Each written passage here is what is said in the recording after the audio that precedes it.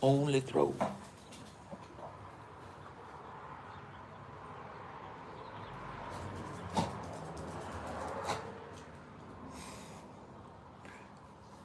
Oh, Dinor. Oh, Dinor, you little Hufflepuff, you.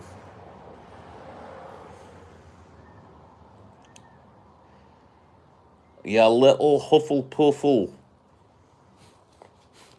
You little dust mop. You're a wee little dust mop, you are. Oh, aye, laddie. You're the tiniest little dust mop. That's right.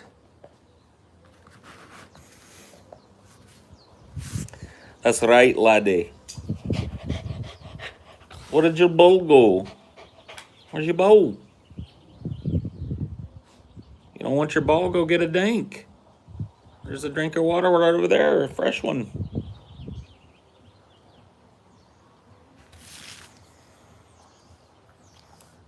Give me dino or give me death. I know, dude.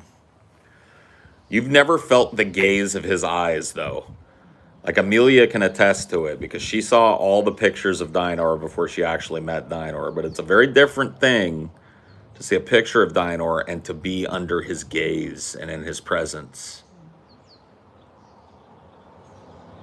I can only imagine it's like meeting the Dalai Lama.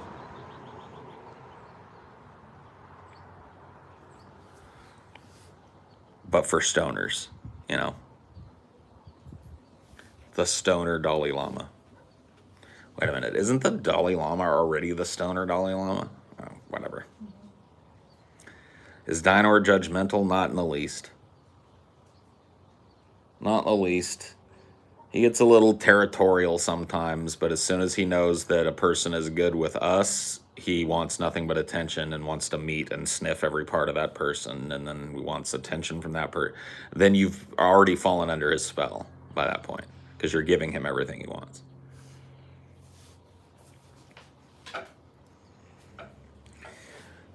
The unworthy are never even get to feel the light of the gaze of Dinor.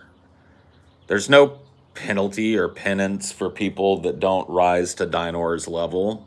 He just regards them not, and that leaves them shivering and cold and alone in the darkness without the light of the true gaze of Dinor. You don't know what it is to have your heart melted until you've seen Dinor looking at you from across the room.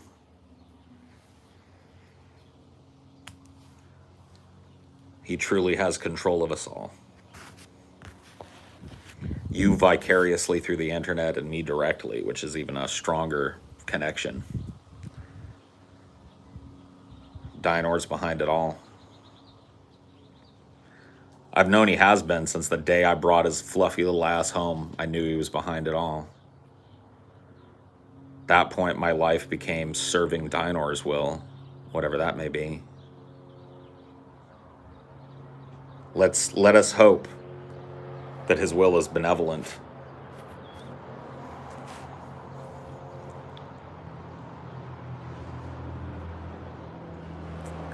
Hello.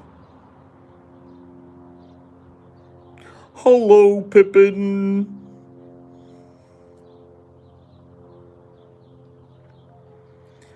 Hello, Meriadoc.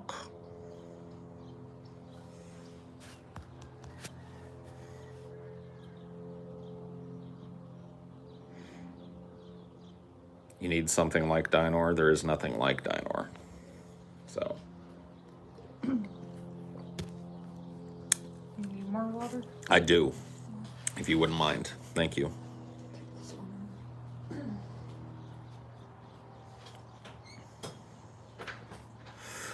Hello. Good morning, Paul. That Dinor bit made me laugh. You're a funny boy. I know. I know. I know. Oh my God, man. Calgon, take me the fuck away, bro.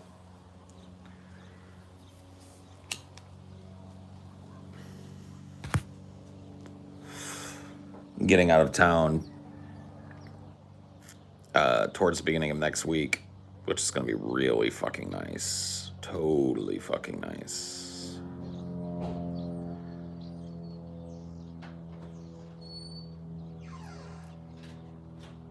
But you didn't like that Mom went inside?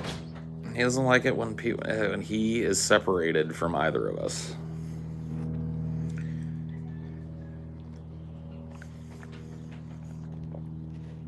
That cricket sounds too sad, so I think I Okay. Thank you, Tucker, for the money.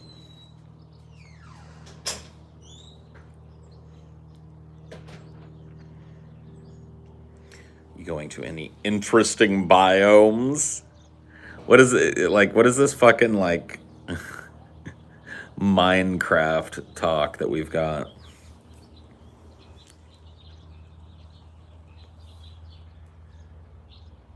I'm a flying butt.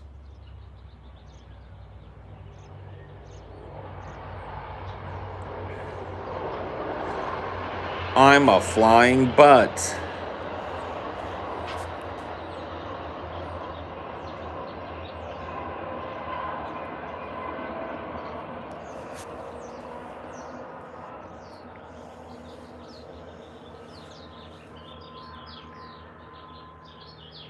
Oh boy.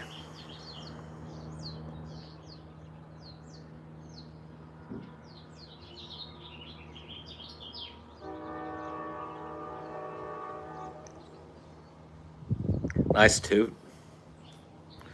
What do you think about that toot, Dinor? That was a 10 out of 10 toot, if you ask me. Punctuated by further toots?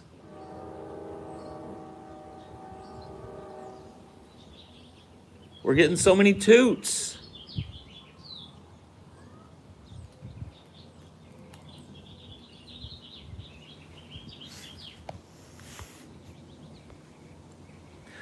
Biomes. Biomes. So I started reading Death in the Haymarket. Interesting book so far. I agree. I'm in the same boat, just a little ahead of you.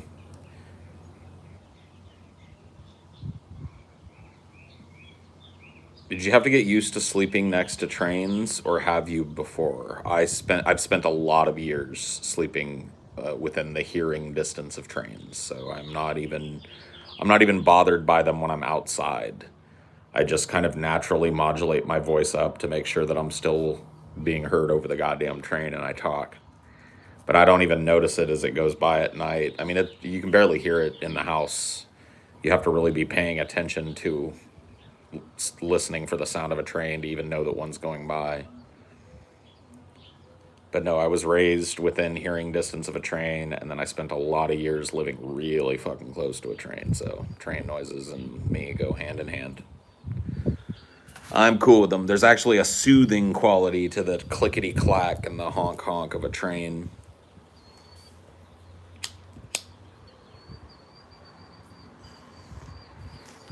Clickety clack, honk honk, clickety clack, honk honk.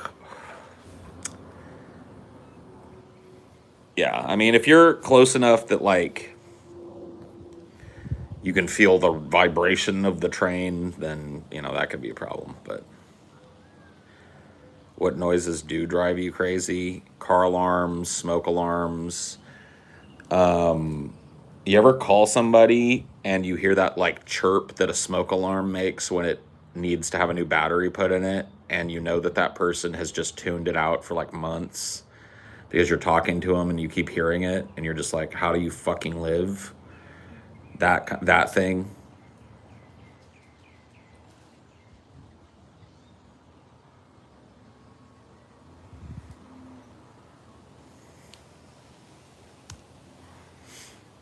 Email sounds, yeah, like alert notifications and shit. I haven't been able to find one that's like, I've never been able to find one that's like fucking doesn't drive me nuts. I actually have like alert aversion. Like, I just recently sussed out on my iPhone how to turn on, like, do not disturb mode, and that shit is going on every fucking night while I sleep and during the day. I've got it set up for different little chunks of time so that I can put on, like, the no notification sounds, no buzzing, because, like, man, dude, I fucking, like, I hate having this phone near me. I hate the sounds it makes.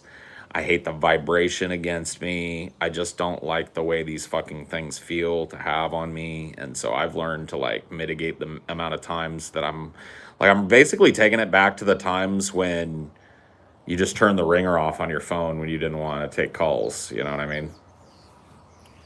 Like, send me a fucking text message and I'll get back to you. You know what I mean? I don't even do voicemails. I don't even bother setting up my voicemail box because fuck that shit. The last thing I want to do is hear a one-sided conversation with somebody.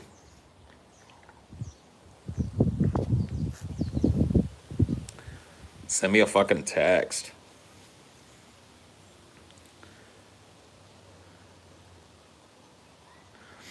But yeah, I don't like the whole thing. Just gives me kind of PTSD. Well, I used to feel like I was on call 24/7. I used to have my phone hooked in with my work email, and my work email was hooked into my help desk, and so I would get alerts from the help desk every time I got a new fucking thing, and alerts from my email every time I got a non-help desk related thing, and I would be fucking reading that shit at 2 in the morning, having to get up at 7 to be at work by fucking 8. You know what I mean?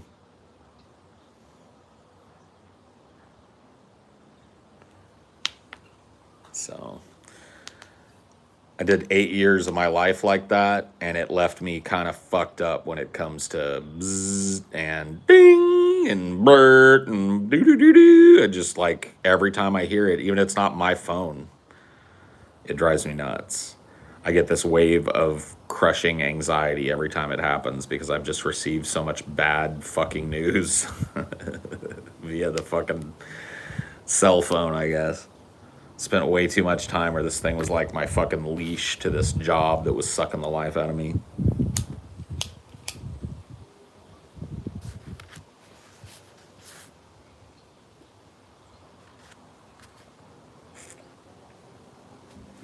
I mean, I don't always even get back to somebody who calls me. Like, here's the thing, dude. If I get a call from somebody whose number I don't know, the chances of me answering that call are about, I would say something like 5%. There might be like a 5% chance that I pick that phone call up. I don't have my voicemail box set up for a fucking reason because I don't take voicemails from people. I'm not a goddamn secretary. So, you know, if you want to reach me, I need to know who you are. And when I see somebody that I recognize, the chances of me picking up the phone are closer to about 50-50. Dinor, can you come on, please? Hey, come on, leave him alone.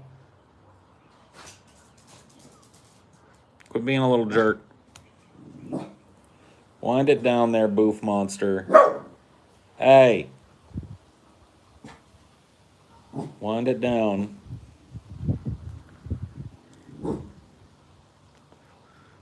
Wind it down. Hey. Dinor. Thank you. On the flip side, I try and call these days instead of text. Well, here's the thing with me. Like, getting a hold of me is not hard. It's just you have to know how I work in order to do it, which is good for me because that means that people that don't know how I work can't get a hold of me and shit. Texting is your best bet, but it doesn't mean I respond to you right away.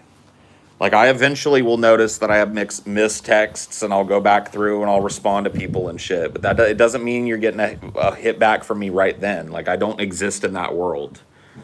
Like, except for a few fucking people. Like, if you're one of my business partners and you hit me on text and there's a business matter to be discussed, I'm not going to ignore that text. But if you're anybody else and I don't feel like dealing with it, then I'll get back to you later, or I may not even see the goddamn shit because I have my shit on D&D. Well, that's the thing about texting is like when people text me, I just want them to be succinct. I don't want all the hey, how you doing, blah blah blah. Like my mom texts like that, and I love her to death, so I do it. But I can't. Like I just want direct information. I need this from you, and I'll text okay, sent. You know what I mean, or whatever the fuck. Like I don't want texting to be this big, long, involved situation. Texting could set up a phone call. Like, hey, dude, can I call you? Yeah, yeah, yeah. I'm busy right now, but let me hit you up at like, 2 or 3 or whatever. Okay, cool. Bye. You know what I mean? That's for me, that's the ideal situation. And then I fucking call somebody or they call me and we talk on the phone and we get to the bottom of whatever it is that we need to get to the bottom of as quickly and as possible and in as human a way as possible. And then we're done. You know what I mean? And like in this day and age, that's seen as like rude, dismissive, all this other shit. But I gotta tell you, man, I never fucking signed the contract that said that I was on call like a fucking OR surgeon 24/7, 365. Like I never, that wasn't the way it was when I was a fucking kid. People didn't just hit you up to just say, hey, like they called you if they had something they wanted to say. They'd be like, hey, and you'd be like, hey, and they'd be like, hey, want to come over to my house for a picnic? And you'd be like, no, thanks. Or yeah, dude, I'll be right there, or whatever the fuck. It wasn't just like, what shit when that shit didn't exist in my fucking childhood and shit, and doesn't exist in my mind to now. So I just, you're gonna have to call me an old fogey on that one. I never signed the fucking 24/7, 365 contact contract, and I don't conduct myself that way. I try and apologize when I miss things or whatever the fuck, but I don't consider myself at everybody's beck and fucking call.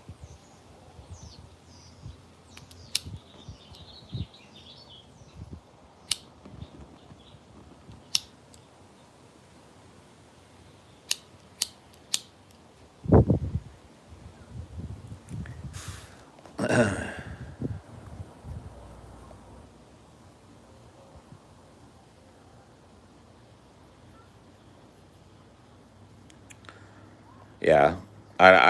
The small talk shit, I like engaging in that with friends. Like, people I really know, I'll say what's up, and I mean it. You know what I mean? Like, how you doing? I'll mean that. I want to hear like, are you okay? Everything cool? It's like a genuine kind of gesture of goodwill and all that shit. And like, if they are doing poorly, I want to know it. You know what I mean? I don't ask the question hoping for a sunny answer, But I don't ask everybody that fucking question. And I hate when people that don't know me come at me that way. I hate with the over familiarity shit because like I'm polite as fuck to people that I don't know, but there's a certain amount of decorum that I give them and that I expect back. And so like over familiarity is something that skeeves me.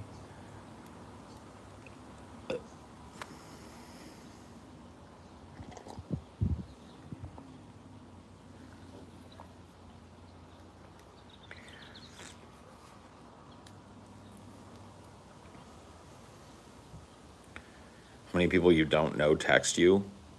Hardly any.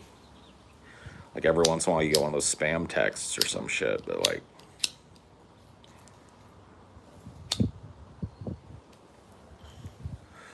nobody texts me that doesn't know me. If you've got my phone number, I handed it to you. I gave it to you directly to you so that you could use it to call me and shit. So I don't get texts from people I don't know.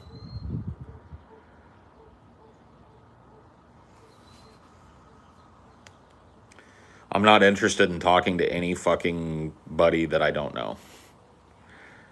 If they want to get a hold of me, there's a myriad of ways they can get a hold of me. If they really need to get a hold of me.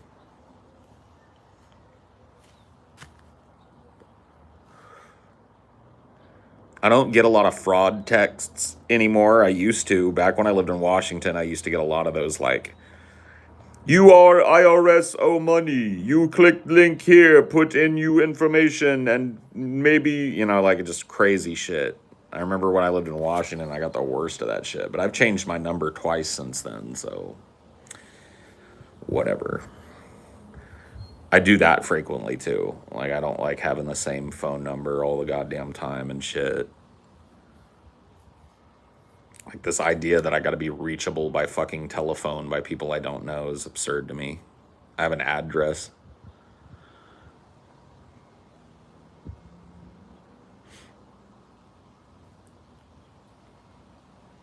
This is Rashid with IRS. You are in dereliction for $2,000, sir.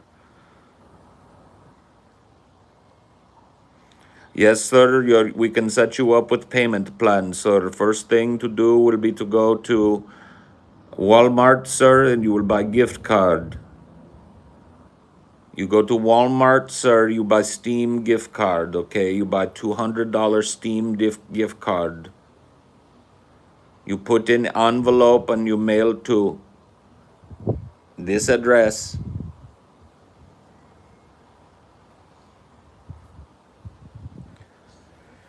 I've given my opinion on IP a couple of fucking times here, bud. I don't know that I want to get dragged into another fucking discussion. I will tell you that I've never really seen much of anything like the bombing that happened today of 12 individual news organizations in the Gaza Strip.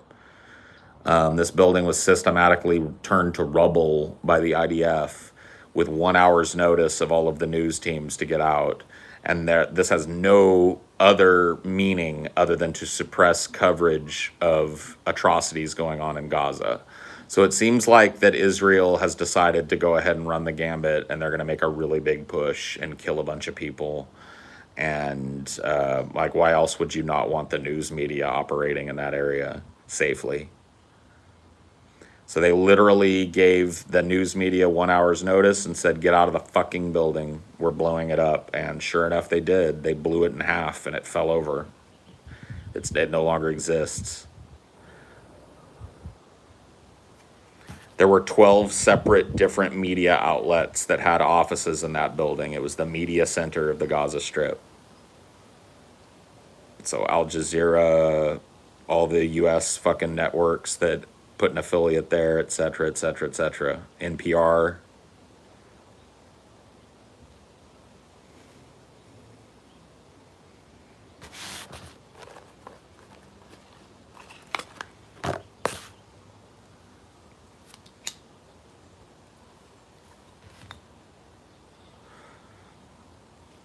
Meanwhile, CNN is somehow still fine. Yeah, sure. Think of all your tax dollars that paid for it, yeah, and all your votes that went for it. The amount of propaganda against Palestine is insane. It always has been. This has always been, and I'll tell you guys this with the experience of a lot of years of having this conversation, which is why I didn't want to get into it today, but I guess we're going to talk about it. So let me tell you why I'm weary of Israel-Palestine discussion. Because it is it's a situation that has not changed functionally my entire adult life. I'm 41 years old. I've been well aware of what's going on in Israel and Palestine since I was about 17 or 18 years old. And I understand what's going on there, and it has not fucking functionally changed other than Israel has continued to seize more and more of Palestine under this manifest destiny kind of esque thing that they have for settlers and blah, blah, blah, blah, blah. How do you feel about Howard Bloom being a Zionist and pro-genocide? I know that he's a Zionist. I don't know necessarily that he's pro-genocide. The IDF, sorry to not be able to give you a more fucking in-depth answer in that, but you'd have to talk to Howard Bloom about that. Like, he's a dude I've had one conversation with. So let's be real about it here. I don't know Howard Bloom. The IDF claimed that there was a Hamas weapons cache in the basement of that media building with no evidence. Oh, of course. There's always a casus belli when something like this happens.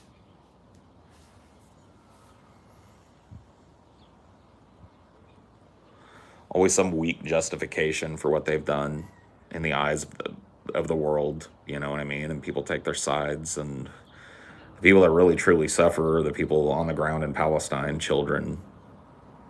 Yeah, weapons of mass destruction, exactly, Kelsey. Kelsey somehow remembers her recent American history, like most people don't.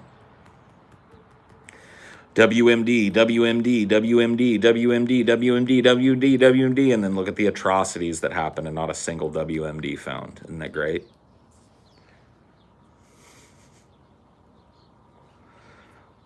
Absolutely fucking insane. Look at the atrocity wreaked in Iraq. Look at the atrocity wreaked in Afghanistan. Look at the death, the dismemberment, the destruction. You guys probably don't remember this, but during the Iraqi invasion, Operation Iraqi Freedom, there was a town, I'm trying to remember the name of it, Fallujah in Iraq, that was a terrorist stronghold. And America used white phosphorus rounds in Fallujah, burning children with horrible, horrible chemical burns. These, by the way, white phosphorus rounds are banned by the Geneva Convention. It's considered a war crime to use them in war. And the American military was just straight out fucking caught shooting white phosphorus rounds into residences in Fallujah.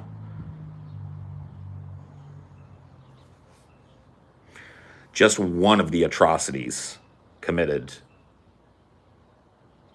right under everybody's nose, unapologetically, by the American military presence in these foreign countries.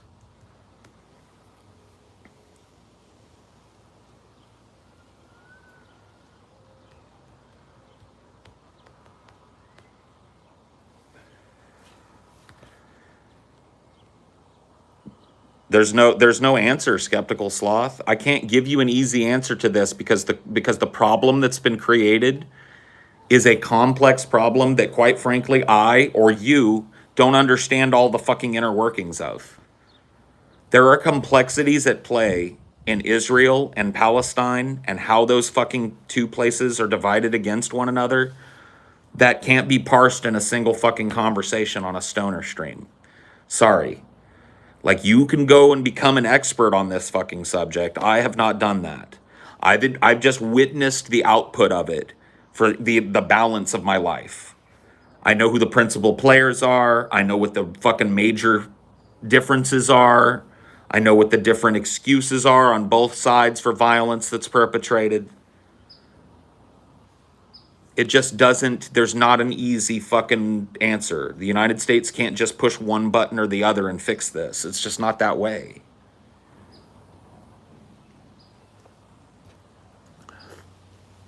Some problems don't have solutions. Have you ever heard of an incorrectly formed function? It's a math problem that doesn't make sense, therefore has no solution. Because the question that's posed in the geometry or whatever the fuck is impossible. It doesn't conform to mathematical standards, so it exists outside of mathematics. It breaks one of the laws of mathematics, and therefore it's a question with no answer. That's what Israel and Palestine is. Right. If you're a programmer, right, you understand what I'm talking about. It's an incomplete or improperly formed equation. It's a question that can't have an answer in the way that you're seeking it.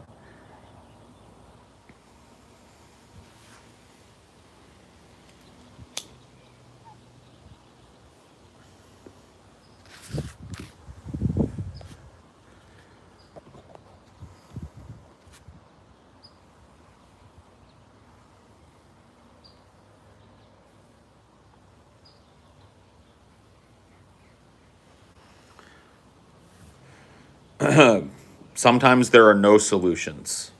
Like I said, I firmly believe that there is no fucking solution that is fair, equitable, or otherwise long-term sustainable between the Israelis and the Palestinians.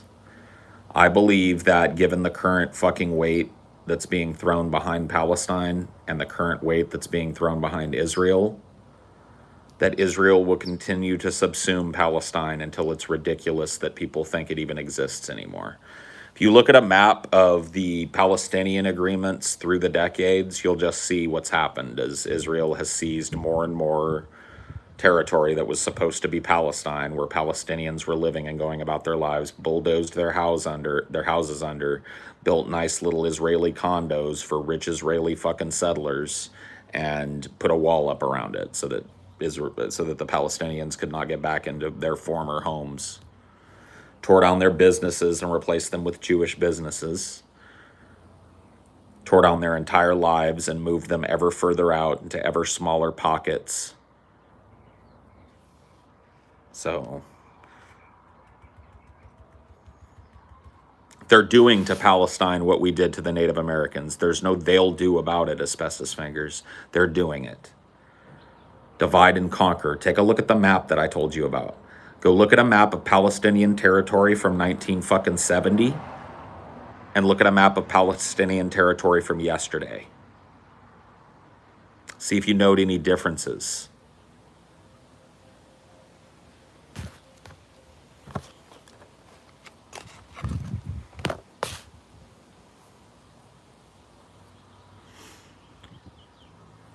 I'd never lost faith in humanity. If I lost faith in humanity, I wouldn't waste my time talking to you bunch of shaved apes. If I thought there wasn't potential in us, I wouldn't waste my fucking breath. I'd find something else to do with my life. So you're asking me a question that once again, an improperly formed function that has no answer.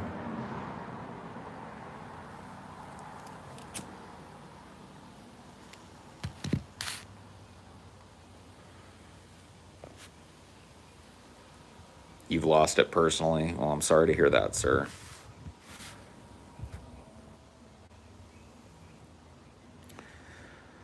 The answer is that Israel or Palestine has to go, in your opinion. Yeah, well, I mean, that's the idea, right? Is that if you look at the way that the trend is going and who supports who, it looks like Palestine is going to be the one to go. And it looks like that Israel is making yet another push to make that happen. They're doing huge infrastructural damage as I speak right now to the Gaza Strip.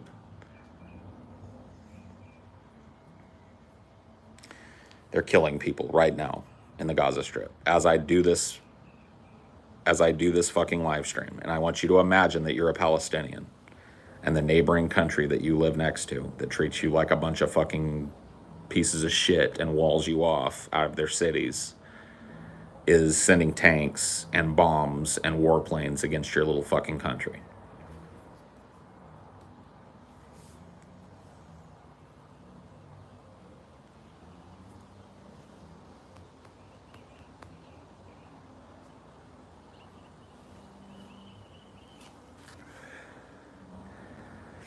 I'll never forget a video I saw on Live Leak when I was in high school of a Palestinian kid throwing a rocket at an Israeli tank, and the tank blows the kid away. This is around 2011. Dude, there's so many of those fucking videos, it would make you want to fucking puke your guts out, bro. There are so many videos of young Palestinian kids, young men, doing the most basic fucking provocation to these soldiers, and the soldiers just mercilessly blowing them away to pieces. They have otherized Palestine within Israel's effective ethno-state to the point of irredeemability. These people are no longer considered people by the IDF.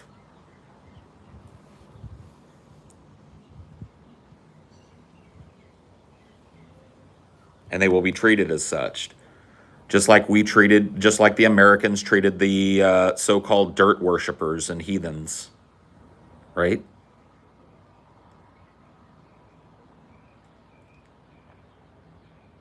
We slowly but surely made promises to them that they had swaths of territory and then whittled it down to a trailer park and a casino. We effectively did an effective genocide on an entire race of people. Because we had the right to, I guess, do it.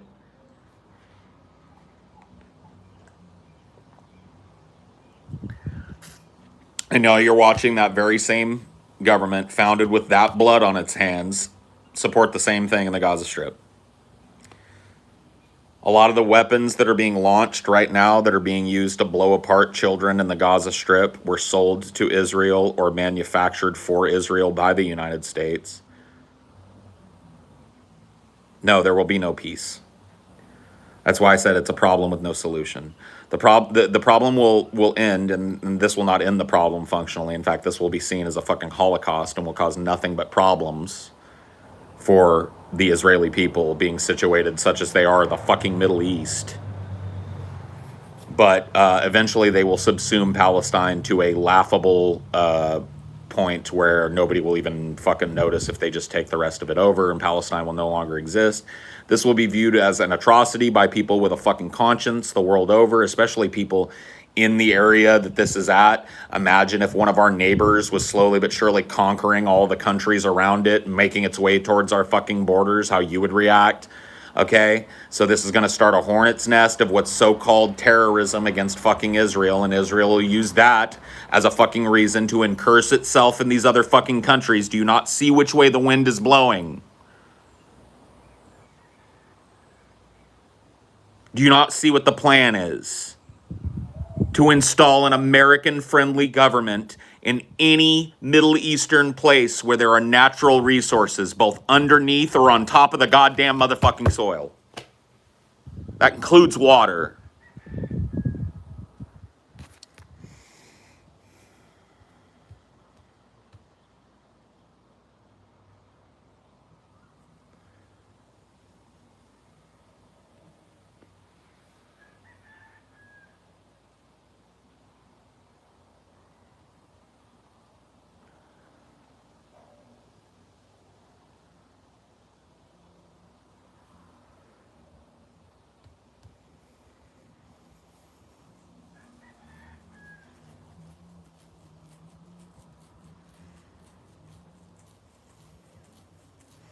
I'm sick of this fucking topic now, man.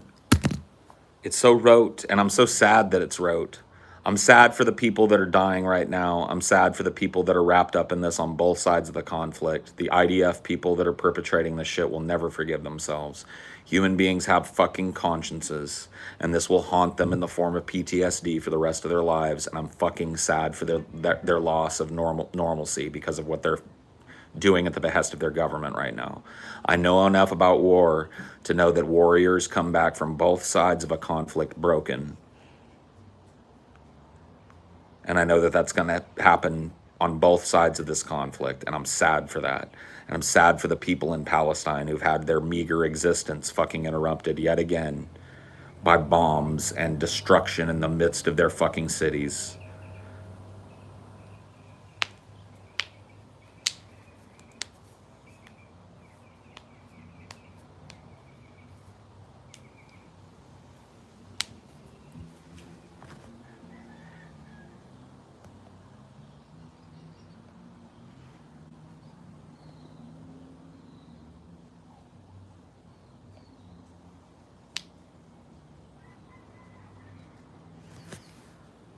You think they'll turn against their government at some point? I don't know.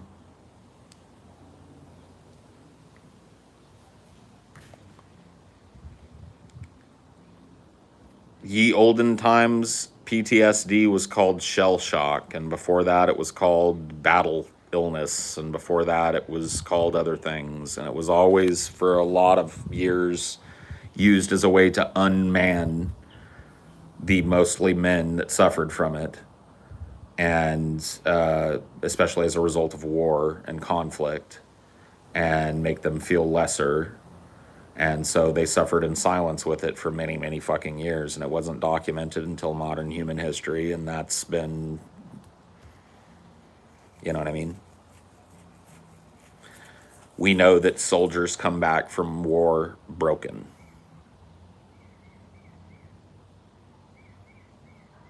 Somebody want to fucking nuke Timmy or stop responding to him at the very least? Thank you.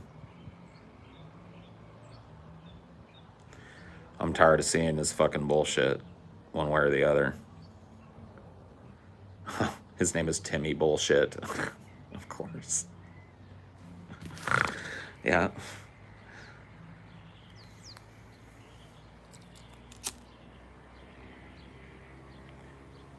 His name wasn't a lie. Yeah, I guess that's true. Got to give him that. Had a family member who was a Vietnam vet, and he had that 1,000-yard stare people talk about. He was functional, but every now and then he'd whip out the 1,000-yard stare and just go catatonic. Yep. I've got an uncle that was in Vietnam that I've seen react similarly. He self-medicated, unfortunately, for a lot of years, and has cleaned himself up now to an astonishing degree in his older age. But, you know, he came back from that war broken, and he was a young man when he came back, and he's an old man now.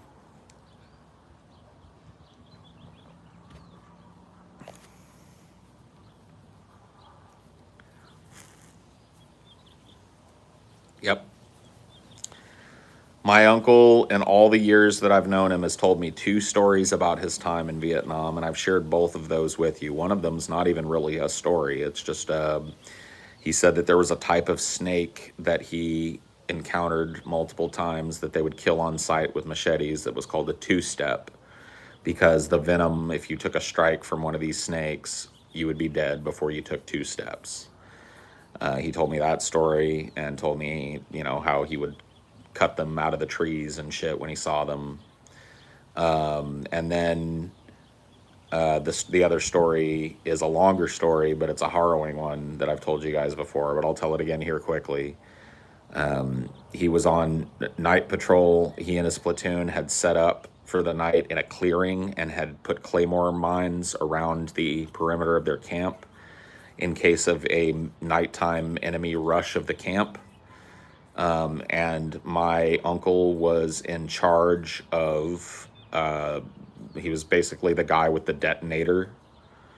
And he heard things in the night, reported them to his superior officers and was told to wait, and did, and followed his orders. And that morning when they packed the camp up, when they started to pull down the claymore mines, all of the claymores, or most of the claymores in the night, had been turned so that the explosive radius pointed in at the tents rather than out. So the plan seemingly was to do that and then get somebody jittery enough to hit the fucking button thinking that you were going to kill anybody that was out in that field and ward them away, and instead kill your entire fucking platoon. And he was the button man that night. Those are the 2 stories that he's told me about Vietnam. I've never heard another word about his time there.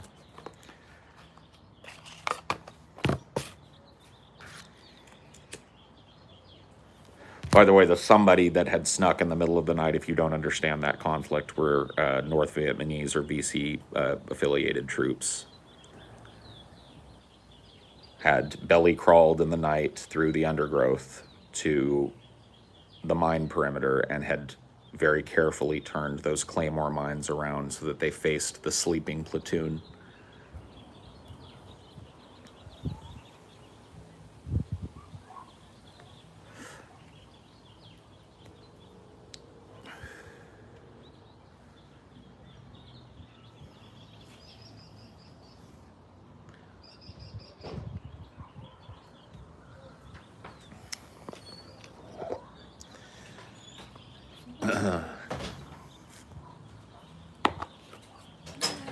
Very few Vietnam vets come back with a willingness to talk about shit like that, but a lot of them that do find their way onto these documentaries. And I'm telling you, this is another generation of war veterans that are slowly but surely dying, and a lot of their stories have gone untold just by simply not having an ear.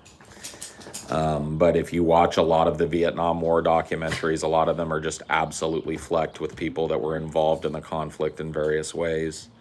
Thought about it one way at the start and thought about it differently at the end. Thought about it one way from the start and did it anyway. These are horrible, harrowing stories. One of the best ones on the subject is the Ken Burns documentary on the Vietnam War, which also goes into the colonization of Vietnam by the French, which is integral to understanding the political machinations behind North and South Vietnam, and also integral in understanding why America involved itself there in the fucking first place. And it gives you a very clear look with interviews from both sides of the conflict, both people that fought on the side of the VC or the North Vietnamese and people that fought on the side of the Americans or the occupying Allied forces.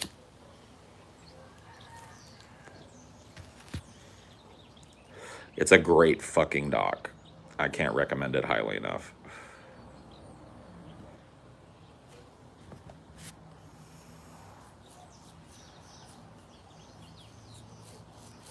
The supernatural stuff that went on in the jungles of Vietnam and Korea. Oh, supernatural stuff? Say what? My grandpa was in the Air Force, and he said that when the planes would land and the gear came down, the bodies would fall out frozen to death because they'd been trying to escape. Yeah. Yeah, for sure. Like when the big planes rotated and out and shit, there would be people that were trying to get to the United States for refugee status that would sneak into the airports in the middle of the night undercover and fucking crawl up in the landing gear of these planes. And then when these soldiers rotated home on the plane, they'd let the landing gear down and these frozen fucking bodies would fall out. Fucking insane. You are still zero supernatural phenomenon, correct, Paul? Not sarcasm. I mean, I'm willing to entertain any supernatural phenomenon that you can provide a shred of fucking evidence for.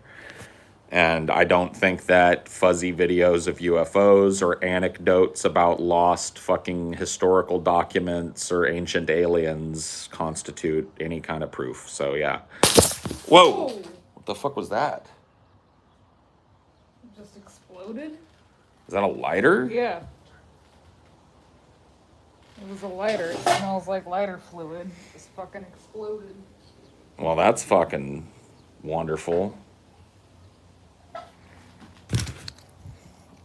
It's not, these aren't even hot. Like maybe it was because it just had that thing off the top of it. Yeah, all the fucking, it just cracked. Hole on the side? Yeah, just blew out. Weird. Zero supernatural phenomenon. Okay. I do believe in spooks. All right. Point taken. I know a fucking message from the universe when I hear one. I get it. All right. Look. Fair enough. No, just a funny coincidence.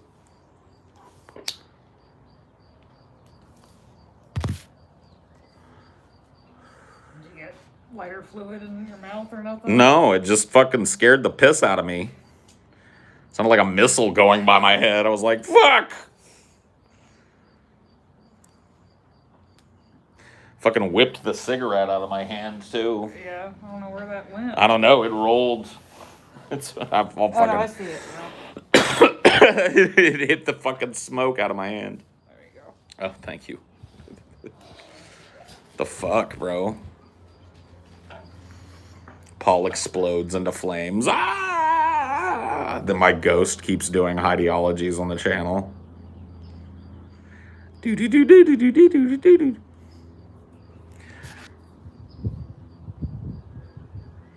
Hunter Harris thought he was tuning in to another of his favorite vlogging shows, Highdeology. But little did he know that tonight, his click on the stream earned him a one-way ticket to the Twilight Zone.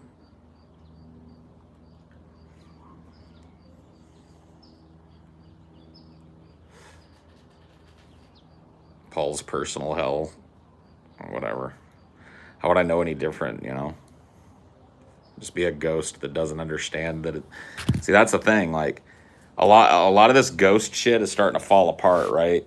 Because it's like, people will be like, oh, this ghost exists because, like, he was a carpenter, and at night you can hear his axe chopping into logs in the forest, and blah, blah, blah, blah, blah. Like, the ghost can't let go of his profession. Well, what about people like me?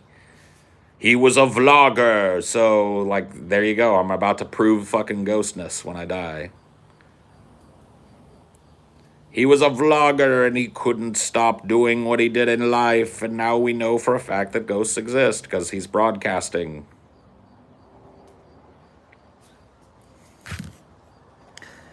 Like, think about it, though. There's tons of people that have croaked. Like, he was an actor in the early days of cinema and couldn't give up doing it, so now he appears on film all the time. Or no, he doesn't, because those people never become ghosts, apparently. Only carpenters and woodsmen and metal workers, boogly woo.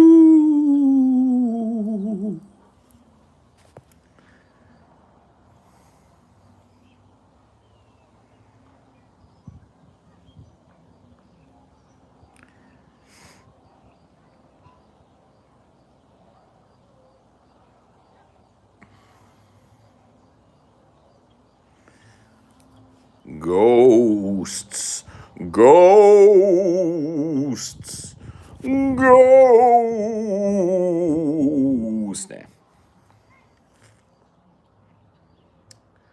Yeah, these lighters really do suck, though, for sure.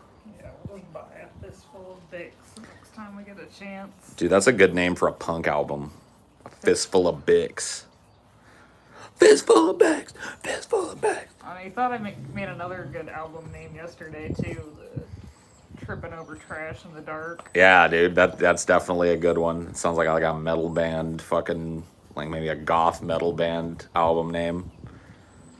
Tripping Over Trash in the Dark. You're a constant font of good band names. Or album names. Yeah, the brand on these is Cricket. You think they'd be better to us. Our cat is named Cricket.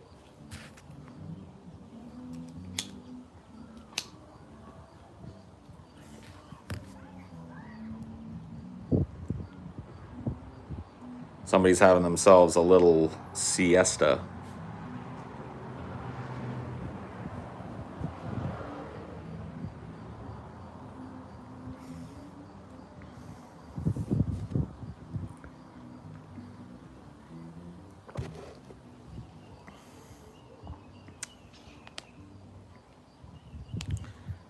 Call Cricket and get a bunch of free lighters. Yeah, just cut this part out and say, one of your fucking lighters almost killed me.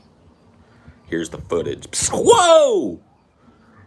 I'm thinking about suing, so you might want to send me all the lighters and all the Cricket swag that you got. I just precluded myself from being able to make that now, because now I've undermined my intent to sue in good faith. God damn it. How dare I? Delete the stream now. Yep. Stream deleted.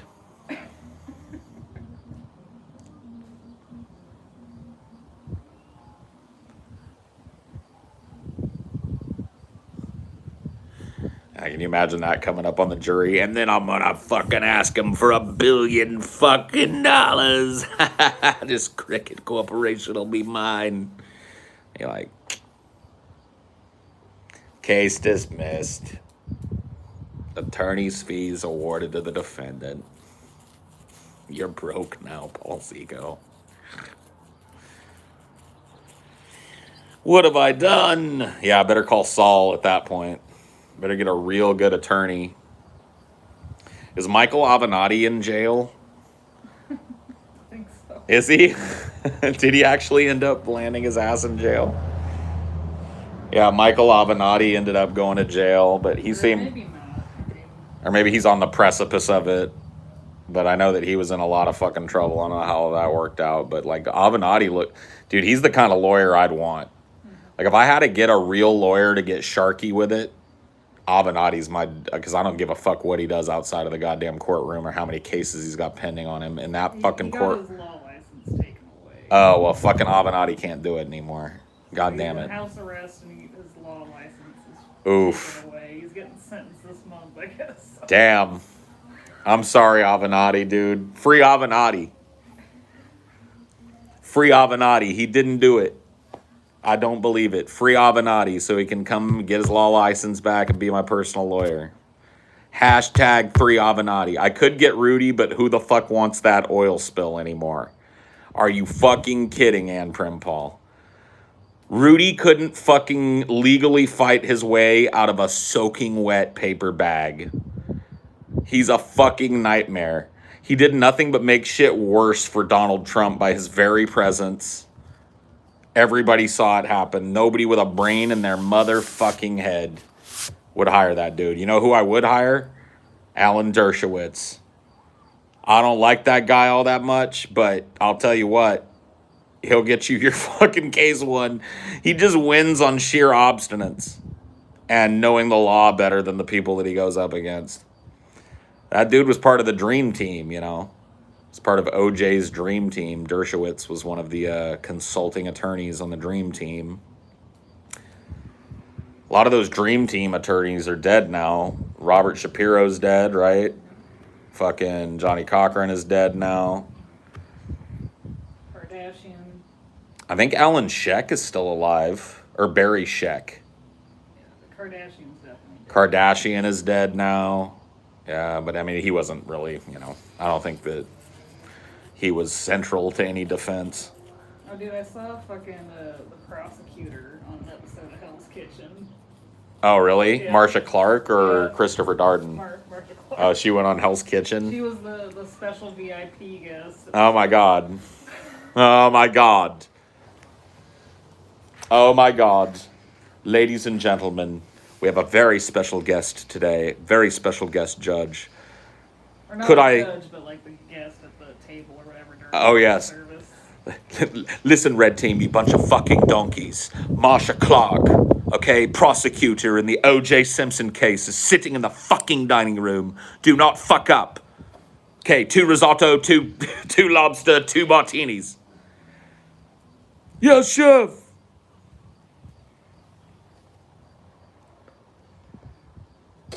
Holy shit, Blue Team. I've got a fucking hot one for you. O.J. Simpson just walked in. Marcia Clark's in the Red Team kitchen. Who's gonna get their food first? Who wins? Let's get going, right? 2 risotto, 2 lobster, 2 martini. Yes, chef! That's what I want to see on this motherfucker. Marcia Clark stares across the table at her enemy. O.J. believes that his team will win. Oh, I think I'm definitely going to get my food first. Marcia thinks different. Mr. Simpson will not win this time. Apparently, F. Lee Bailey, that was also part of the Dream Team, got disbarred. Yeah. Well, he was an old fucking dirty attorney, so it's not all that shocking to me. Money laundering. Yeah.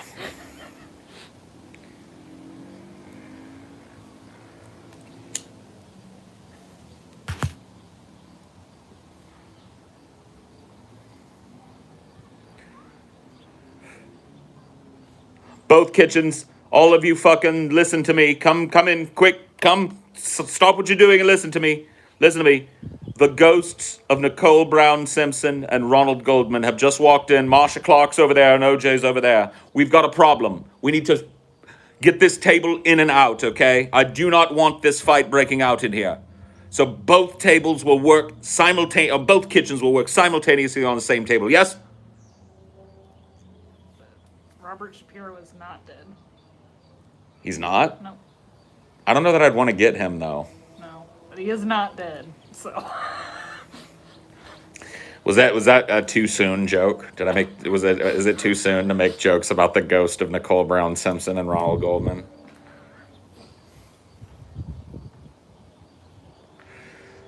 There's a problem at the ghost table. Yes, Mrs. Simpson, what seems to be the problem? My beef Wellington is raw. Oh, yes, it is, ma'am. Oh, God, I'll take this back. We'll get this. Thank you. You served a fucking ghost undercooked Wellington. Get the fuck out. Get out. The ghost of Nicole Brown Simpson deserves better than this. You serve her cold beef Wellington. Her throat was cut.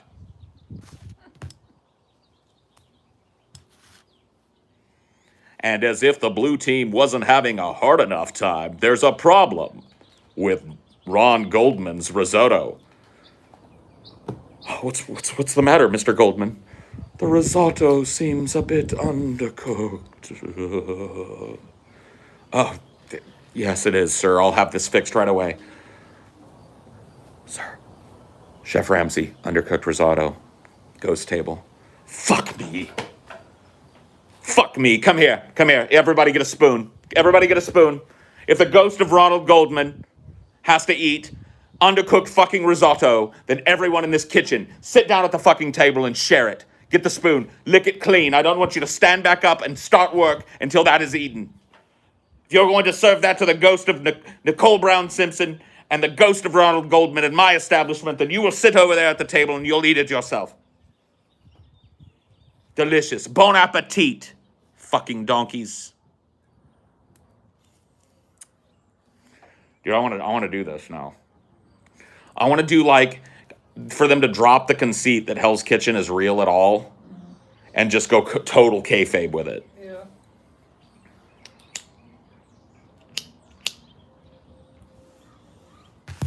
I know I ruined Hell's Kitchen for you. Yeah, I know. Amelia came in because I knew that there were certain things about Hell's Kitchen that were probably played up, but Amelia came in and we started watching a few seasons together, and she just started kind of like doing what she does, which is analytically pointing out like that person's a total plant. And I'd never thought of it before. Like a person that gets kicked off in the first couple of fucking episodes that's just a total nightmare. She's like, that person doesn't exist. That's a plant. That was put there by the show to be a fucking drama thing, and then they kicked it off. And I was like, holy fuck, she's right.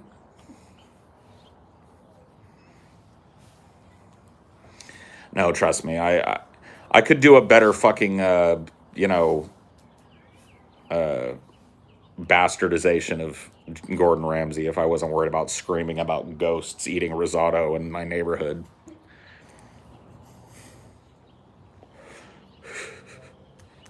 Risotto ghosts. The OJ falls down the stairs like his character in the Naked Gun series. Yeah. Oh, man. Let me just tell you that you're not hired as a writer on the show. Your resume has been denied, bro. That's a fucking stupid joke.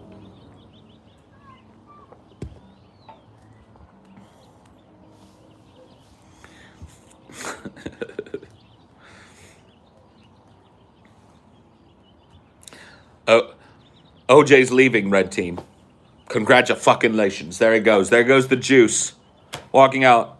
Sorry, I just don't have time to wait anymore. I've got a business meeting that I must attend, and, I've been waiting for over an hour for a beef Wellington, and I don't know much about cooking, but the juice knows that it doesn't take over an hour to cook a beef Wellington, so the juice has got things to do. See, there goes the juice. There he goes. There goes the juice. There he goes. One of the greatest running backs of all time just walked out of our establishment. I'm done with all of you. You know what? Go back to go up to your dorm. No. Shut your fucking mouth. Go up to the dorms. And I want you to decide on the 3 of you that are most worthy of being kicked off this team so that something like this never happens again. Now fuck off.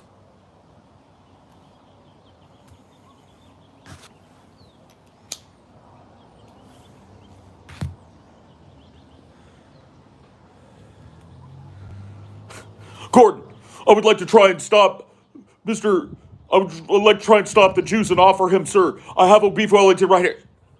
You donkey, he's already left. He's the juice. He's one of the fastest men that ever lived. He walks faster than you work, you pissant! The time for you to deliver an edible beef Wellington to the juice has passed. Now get the fuck out of my sight. I always love that when somebody goes like, I want to fight, chef. They turn around, they think that he's going to be like, all right, you crazy bastard, then get in here and subvert me.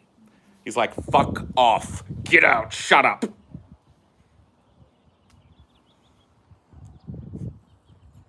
You wonder how Cosby's holding up in jail? Yeah, that's a good question. He's been in jail for a hot fucking minute. Or is he in like some house arrest shit? I feel like. I don't think he's in house arrest. I think he's in some kind of fucking facility, probably some kind of fucking really low security facility and shit. Junior Soprano-esque facility. Yeah.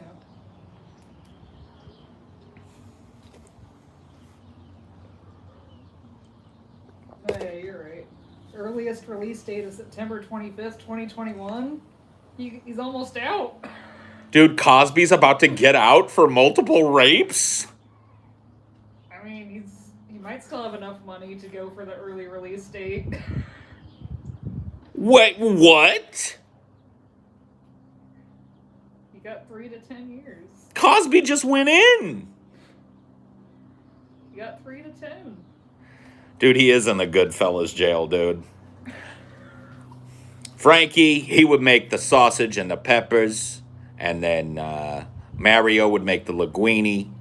Paulie, he had this method for shaving down the garlic so thin with a razor blade that it melted in the pan with just a little oil.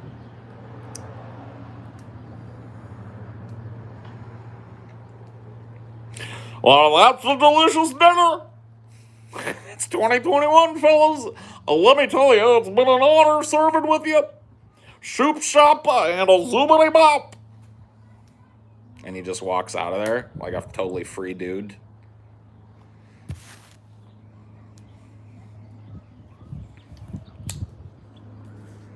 Cosby always put too many onions in the sauce. Don't put too many fucking onions in that sauce, Cosby.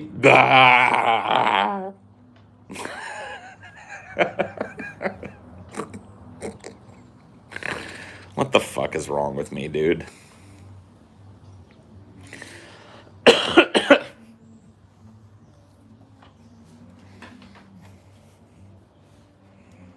How time flies. Yeah, how it does.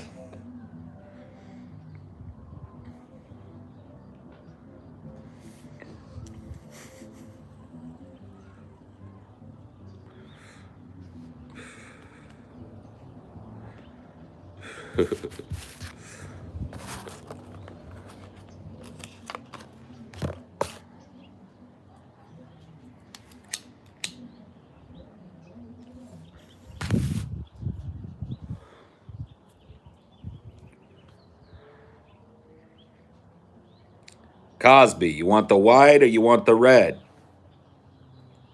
I want them both. Bring them both. Come on now. All right, Cosby. All right. Got a nice block of Parmesan cheese here for us, too. A nice hunk of cheese. You like that?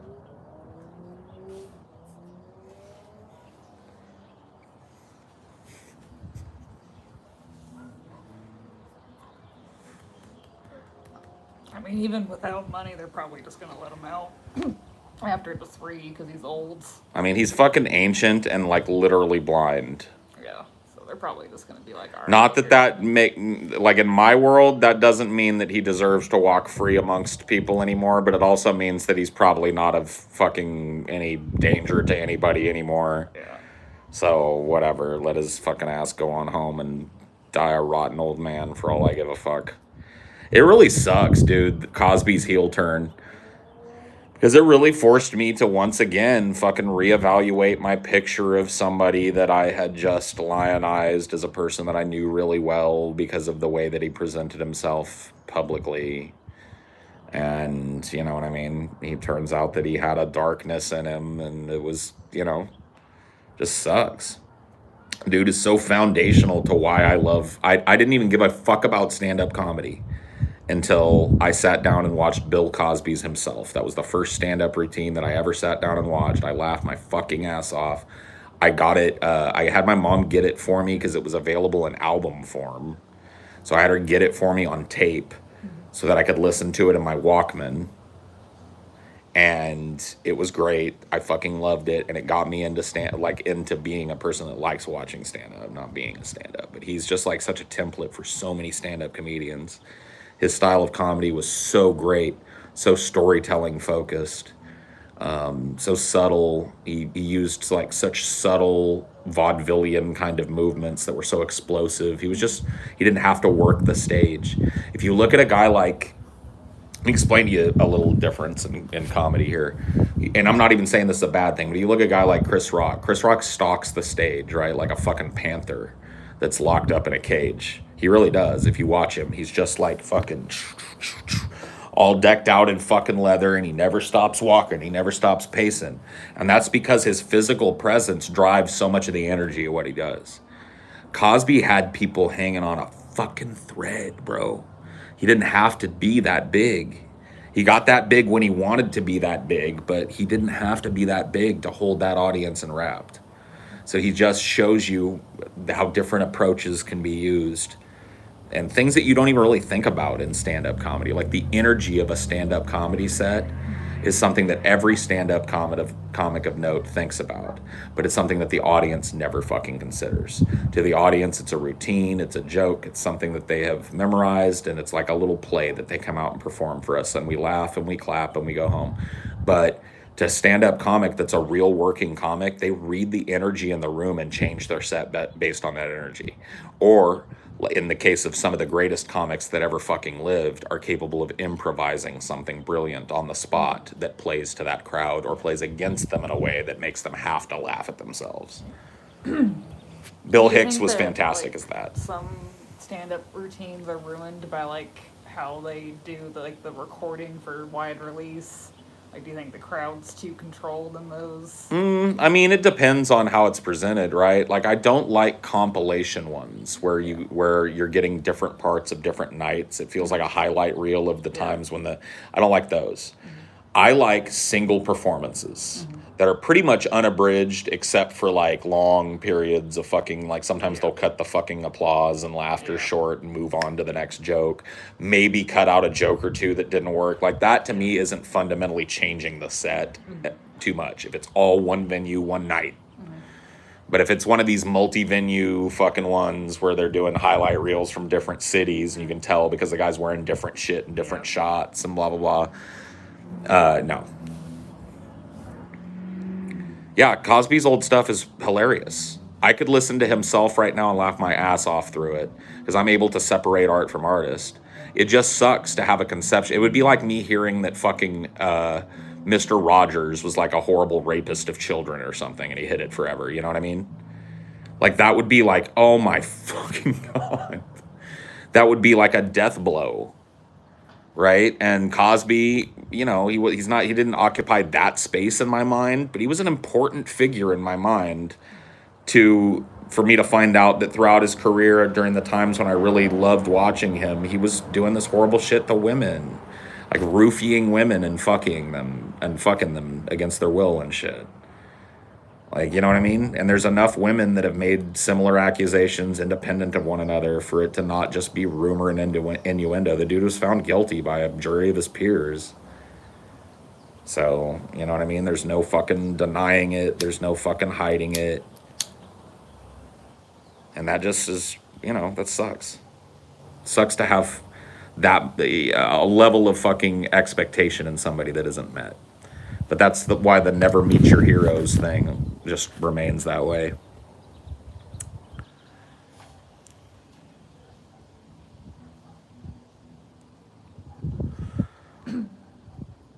No, there's not a line that can't be crossed in my mind. Like, I listen to fucking Charlie Manson's music. Like, it really, to me, honestly, it doesn't matter what a person did in their life. If they created a piece of art, I'll consider it, because why not? What am I going to do? Be bewitched by their fucking evil presence if I look at a painting that Hitler did in his youth or some shit? You know what I mean? It's just ridiculous. Like, I'm willing to consider the art of any artist that makes art and not, you know, and set aside what a piece of shit person they may have been. Because if I don't do that, then I won't be looking at much art. Let's put it that way. Because everybody's a piece of shit at some point in their lives. Some people to a grander extent than others, but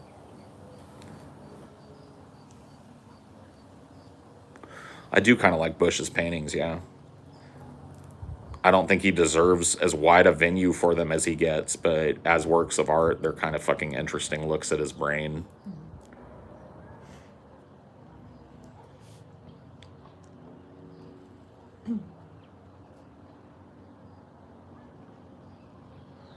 And do you think you draw the line at, like, if all that came to light, you wouldn't want to, like, further contribute to their artistic career, or? I mean, that kind of fucking depends, right? Yeah. It depends on the artist. A lot of times these artists, when these types of shit come out about them, they've already in the twilight of their career and that conundrum doesn't come up. You know, and I've never really been a big enough fan of an artist that's gotten Me Too'd to really take a stand on it, right? Yeah.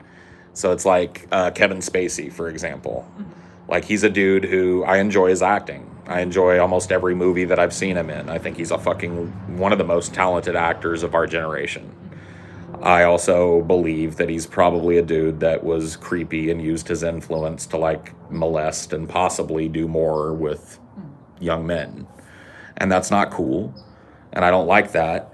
But if there's a Kevin Spacey movie that comes out, I'm not going to boycott it because of what he did. My $5 is not going to make or break Kevin Spacey. And I am It's able... not going to undo anything he's done. No, it's not. If it, like, honestly, like, that's why we have a justice system. And I know it's imperfect. I know it's specifically when it comes to sex crimes, it's more than imperfect. It's horrible. But it's better than the fucking lynch mob, right? Let's focus our fucking efforts on getting better access to, and I think that that's happening, by the way. I think that over time, rape is becoming something that is not swept under the rug as much as it used to be 20, 30, 40, 50, 60 years ago. But let's focus our fucking efforts on pushing that. Rather than, because like, we're not fucking investigators. We don't have the ability to fucking parse information. We don't have access to all the information. Making speculatory fucking shit, it doesn't help anybody. And so Kevin Spacey, to my knowledge, hasn't gone to fucking prison for doing anything. That doesn't mean he didn't do anything or that I don't believe that he did anything. It just means that me going to see a Kevin Spacey movie or renting an old Kevin Spacey movie to watch with Amelia isn't going to undo the rapes that he's done and isn't going to hasten his prosecution either. So, what are you going to fucking do?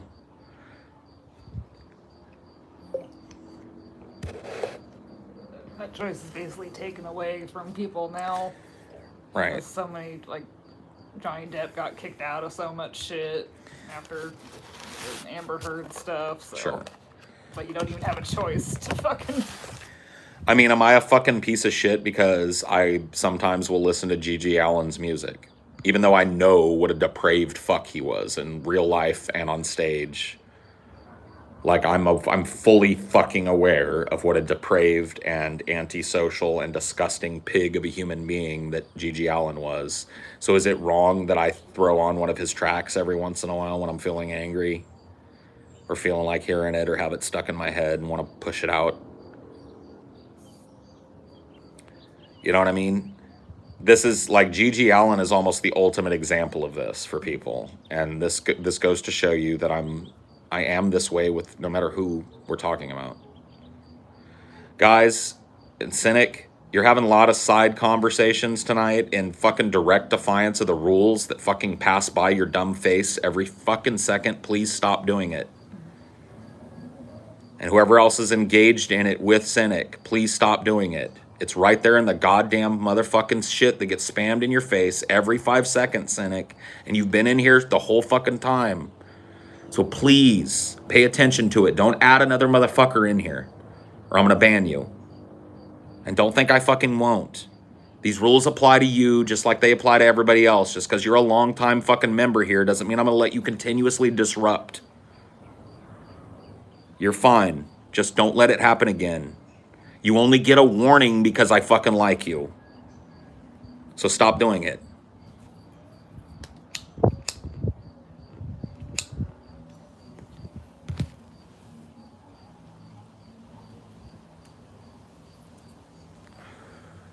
It's all right. You're fine. Just read the goddamn rules and please abide by them. They're not there for my fucking health. They're there for yours. And mine. So let's please do them. Nobody cares about what Cynic and whoever else is fucking arguing about for 10 fucking posts. It's like, if you gotta add each other, do it once or some shit and let it go. No more. Now I'm fucking sidetracked. See, this is why I hate this shit. This is why it's gotta stop. Because I don't even remember what the fucking trajectory of what I was talking about is at this point. I don't even care anymore.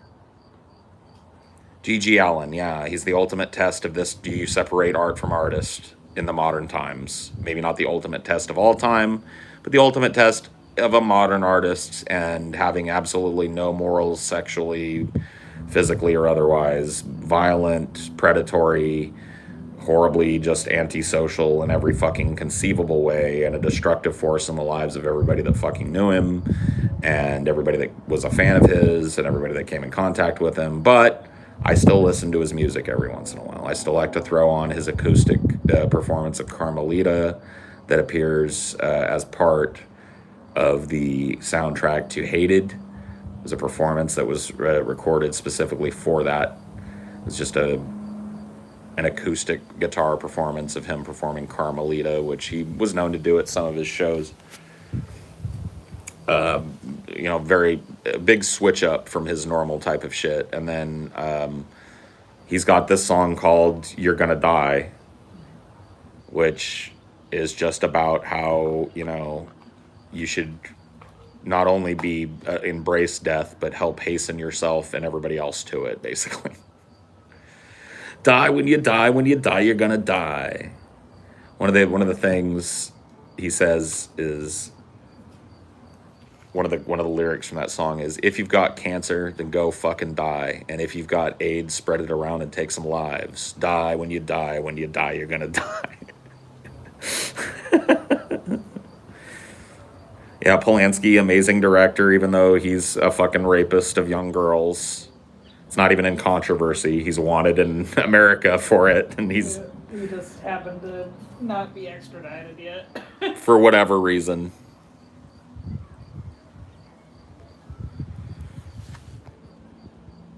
Yeah, I mean, I tend to agree with you, Raz. If that person does exist, they're dead in a fucking gutter somewhere. They never got the amount of coverage that fucking Gigi got. So I don't know. I'm not going to say that there isn't anybody that's as edgy as Gigi. I'm just saying we never hear about their fucking asses because they end up fucking killed. Not that they deserve it, but that's just what people, like, if Gigi hadn't have been a cult figure, he would have been fucking murdered by some drunk in a goddamn fucking bar.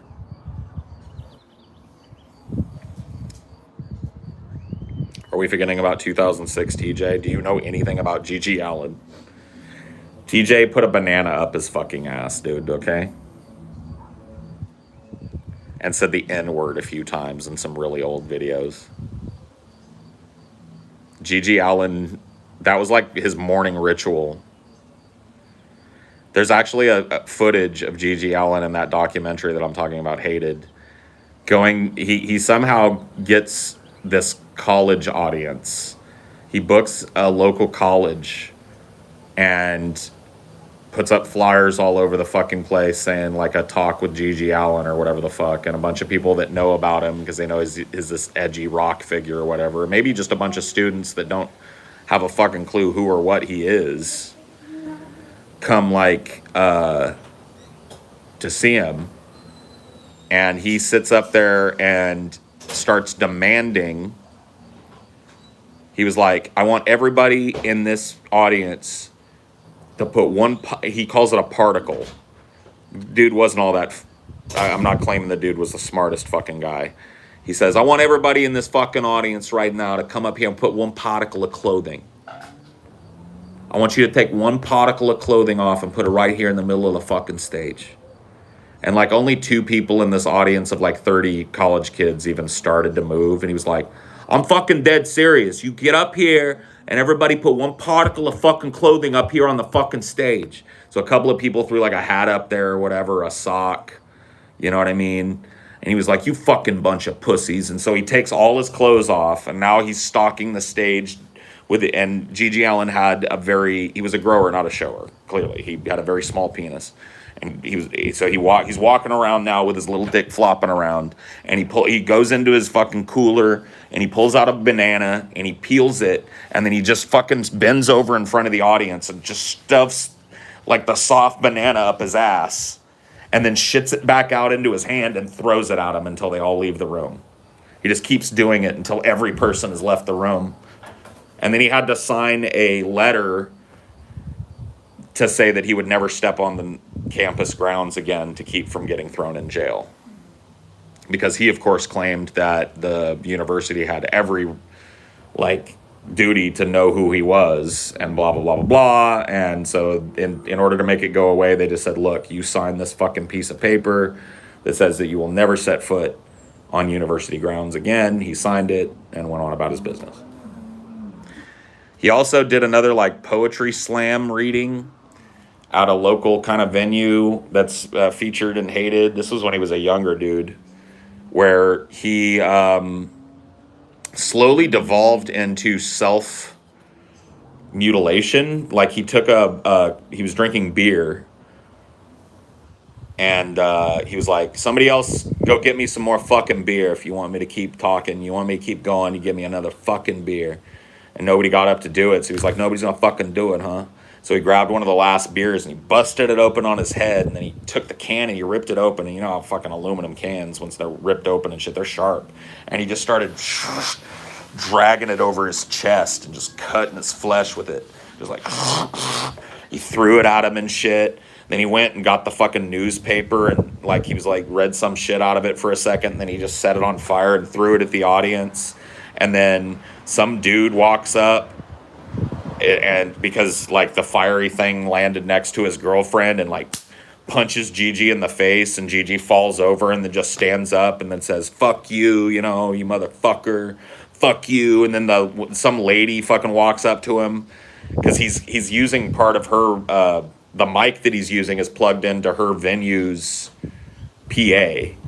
And this lady walks over to him because he's using the fucking microphone to like whip it at people and shit.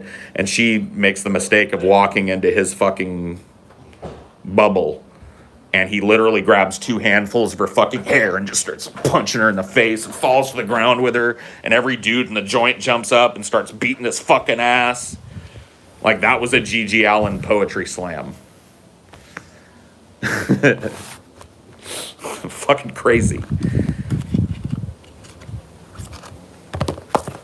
I've watched that documentary so many fucking times, I can't even count.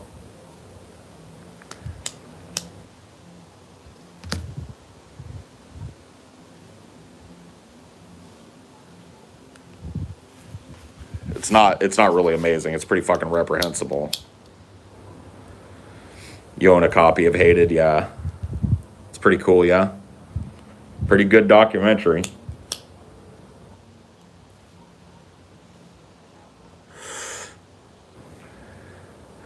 Name of the doc is Hated.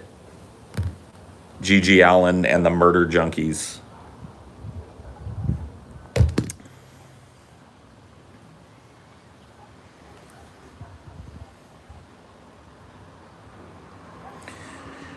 Yeah, Gigi would do things like, on some nights he would look for weakness in the crowd. Like he would find the cleanest cut, dorkiest, tourist-looking person in the town. Like he was able to find like people that weren't really into his music, that had just heard the legend of G.G. Allin or whatever and wanted to come and like sit in the back of a show and like watch the fucking freak show but not really get involved. He would pick that person out and beat the fuck out of them, or physically assault them, or piss all over them, or fucking shit in his hand and smear it on them or some shit. And then there were nights where it was almost like the inverse of that. Like instead of looking for the weakest person in the room to humiliate and abuse, he would look for the strongest, most fucking brutal looking dude in the room and walk up to him. And if he was with a girl, grab the girl's snatch or something right in front of him, slap him in the face or some shit, and just provoke an actual fucking beatdown that he knew he was going to lose.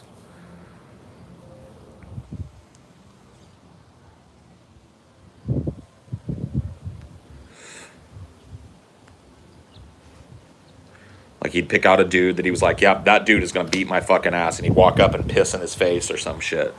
And the guy would just start fucking pummeling him. And then a bunch of people from the audience would join in. It's fucking crazy. Sounds like he had serious issues. Yeah, you think?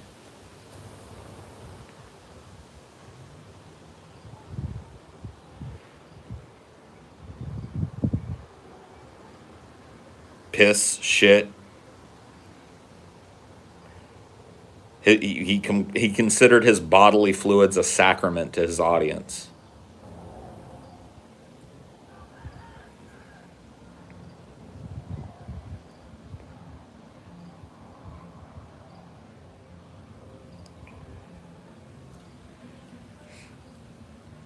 The documentary is kind of short, but what are you going to do? I mean, it's very underground footage. It's fucking shocking that these dudes were able. I'm trying to remember who's involved in that documentary that went on to become famous. Is it David Fincher? Some director that went on to go on to direct big movies. I can't remember who it is involved in Hated. You could probably find out. But anyway, it's fucking Todd Phillips. There you go. Thank you. It's very fucking shocking that these people got the access they did to Gigi and weren't like assaulted to the point of fucking no return themselves. Like, it was really strange that they got into Gigi's inner circle and got into this point where they were allowed. Yeah, director of Joker, Todd Phillips. Yeah.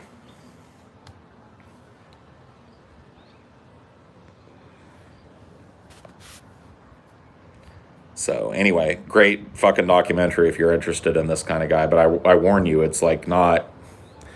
I'm not fucking overselling this. I'm underselling it, if anything. Gigi Allin was a reprehensible fucking human being. He had no fucking. If he had any care for human life, it was only expressed very briefly. And only with a select few people. And he lived that way. I mean, it's an easier watch than you think when you understand that everybody involved is in on what he's doing.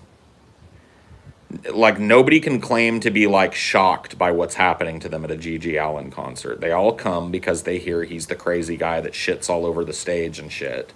And they think it's going to be funny. And he hated people for that. He hated that people would come to watch him be a fucking zoo attraction, so he wanted to make them pay for it. So he'd go rub the shit in their face.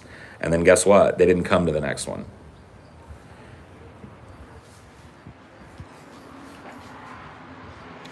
Gigi Allen's, I don't have a problem with his music. It's not my favorite shit, but I actually like a lot of it. I like the kind of fucking pace of it and the energy behind it and shit.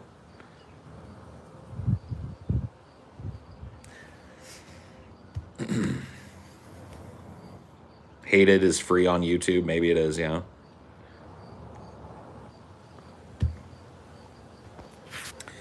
Oh yeah, he used to make these cyclical promises every year that on Halloween he was going to kill himself in front of the audience. He was going to do a big Halloween show, and every year he wouldn't do it. Every year he would survive it, and he'd say, he would just come out and just say, "Nope, it's this year." You know what I mean? And it was kind of like a Gigi Allen special.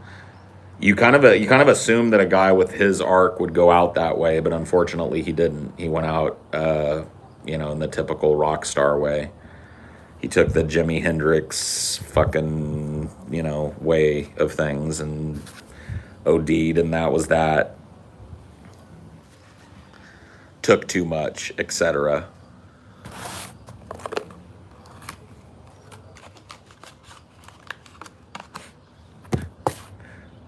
Dimebag Daryl needs a doc. Yeah.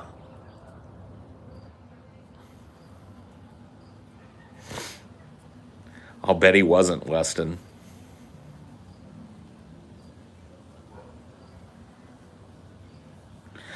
Bite it, you scum! Bite it, you scum!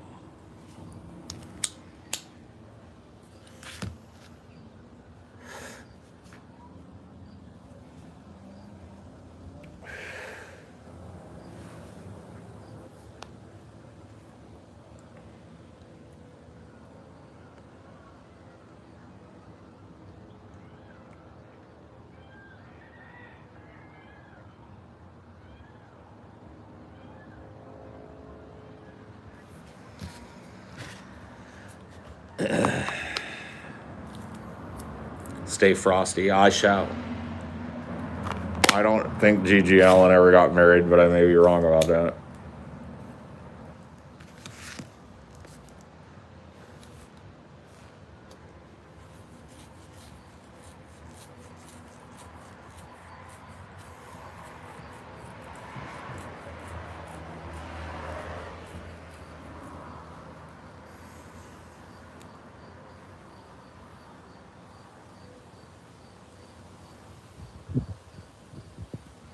He had a kid. That's not surprising.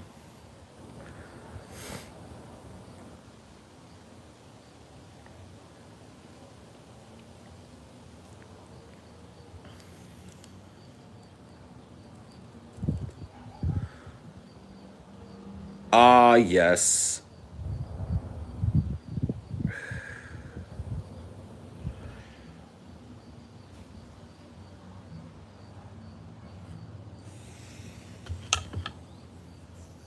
Don't need the sunglasses anymore because the sun has mostly retreated.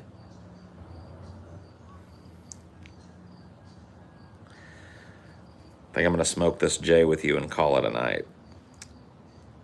Go play some video games or some shit. Prepare myself for tomorrow's festivities. Well, work. Ever thought of dyeing your beard? Fuck no. No, no, no, no. What have you been playing lately? I've been playing Loop Hero like almost fucking nonstop since I got it. And I've been playing a little bit of Outriders here and there when I've got time, but I've been playing less and less of that shit. Why don't you stream playing games anymore? I've explained this a few times, but I don't mind re-explaining it. I stream a lot, and so if I were to stream all my video game time with you guys, then I would literally have very few of my own personal hobbies and pastimes and shit that weren't directly made for your fucking viewing pleasure. Like, I like to just sit back and enjoy a video game and not worry about having to be all Paul during it, doing it. You know what I mean? I like to sit back and actually just like zone out and enjoy a video game like you do and not worry about being Mr. motherfucking personality the whole goddamn time, you know?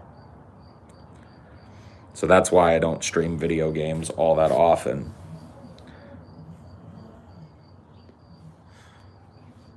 Video game streams are boring with Paul?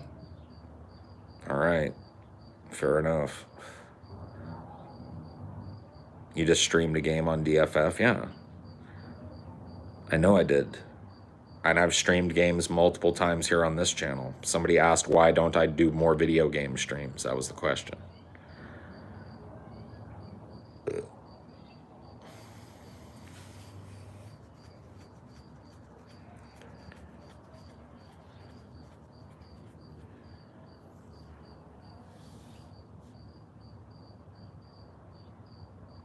The game stream you did. Well, that's different, though. The DFF fan game. I mean, come on. I also personally really liked the atmosphere of the long Elite Dangerous streams that I did. I was just doing exploration shit, and I had my AI all set up, and it was just like, I was just kind of paying attention to you guys and then playing the game passively and just, just like wiled away hours of my time, just kind of like, those were kind of fun for me, but I don't know how interested people are in watching that shit. I know that they were historically underviewed in comparison to my normal type of content, which is fine. You know what I mean? I'm not really all that interested in being a video game streamer guy. Oh, yeah, dude. Dude, we rated the fuck out of Stevie's 24-hour stream, and he was all happy as a clam, man. Thanks to all of you, by the way, that went over there and showed him some love and gave him a follow. He got this influx of like 90 people out of nowhere, you know what I mean? So it was very cool of you guys to go raid him over on Twitch.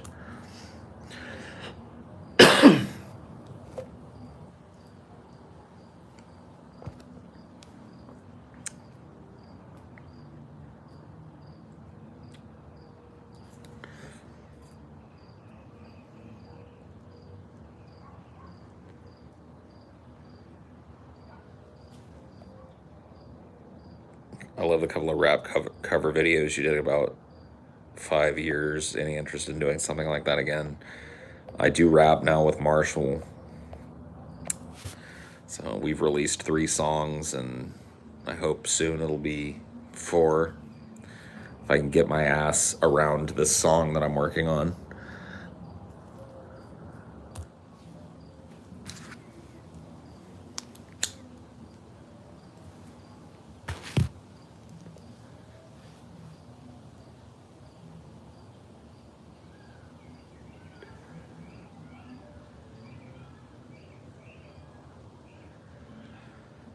You can go to Marshall Manson's channel and look at any of the videos that he does with Beauregard. That's my rap pseudonym. Shh, don't tell anybody.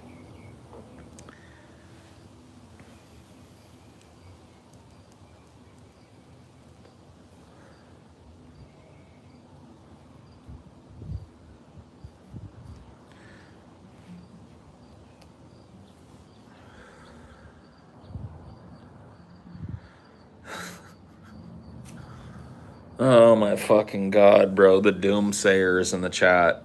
We were just talking, dude, we were just talking about doing something nice for Stevie, and then somebody's got to come in and tell me the whole fucking litany of why Twitch is about to be a horrible platform and shit. Like, look, dude.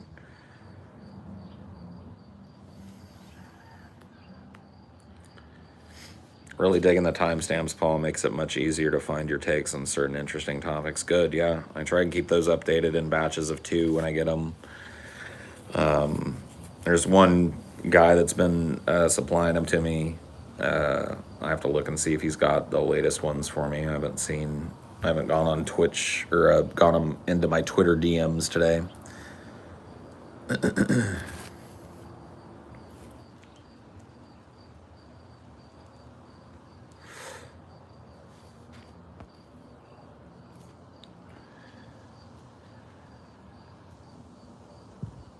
What are you gonna do when the mockingbirds mimic Dinor? I don't know, man. If they start doing that shit, it's gonna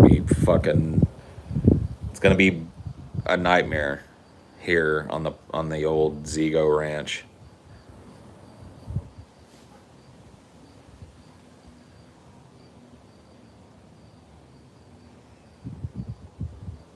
Blow, blow, Seminole winds, blow like you're never gonna blow again.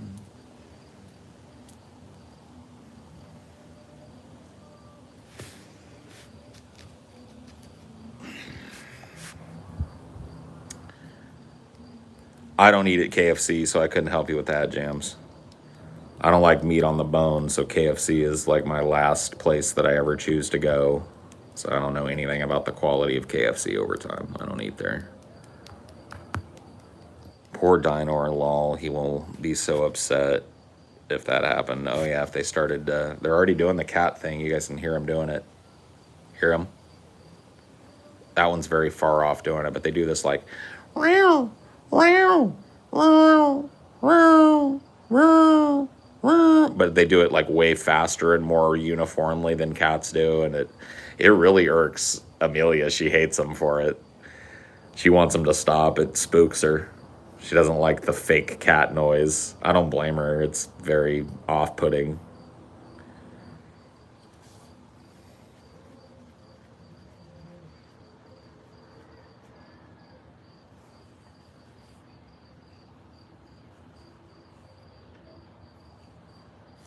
Dude, go listen to some Mockingbird shit on YouTube. It'll blow your mind, man.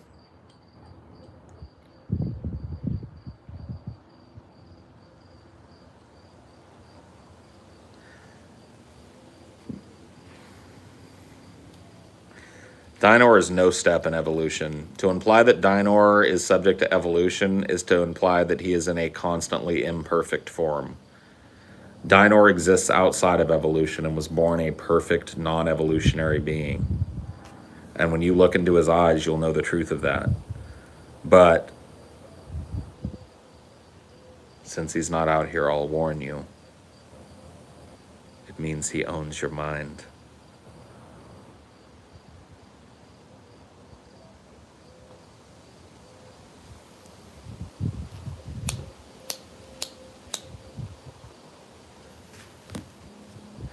I don't know what you guys are talking about. This Dinor shit.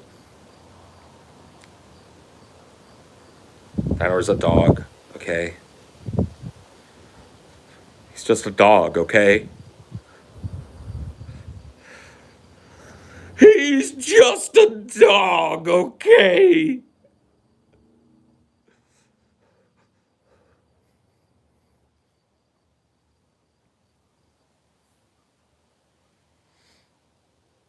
Red Rob. What if Dinor actually has the conscience of a genius tyrannical dictator with the body of a dog? Motherfucker, man, way to throw a goddamn political, sociological, goddamn philosophical Molotov cocktail into the middle of my goddamn brain, sir.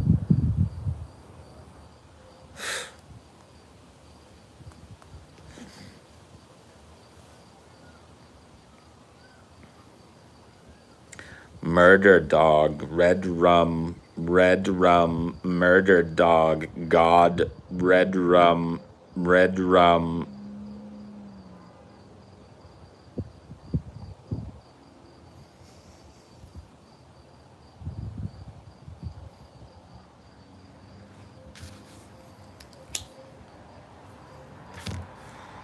Listen to me. Both kitchens. Come now. Drop what you're doing. Come now. Hurry up, you donkeys. The ghost of Ruth Bader Ginsburg has just walked in the door. She's very particular. She eats very small portions, so we are going to make her accommodated. Yes, yes?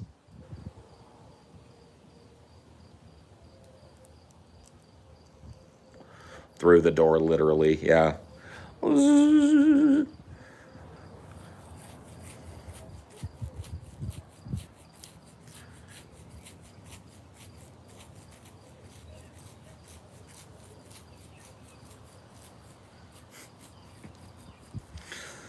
Oh my God, man. So let's do some questions. Let's do a little Q&A segment here at the end of this while I finish this joint. Questions that you think I can answer in a relatively short amount of time that you would like answers to. I won't answer all of them, but I'll answer the ones that I think are good. Go. Come on, chat. Hit it. Hit me with the fucking fire. Whoops.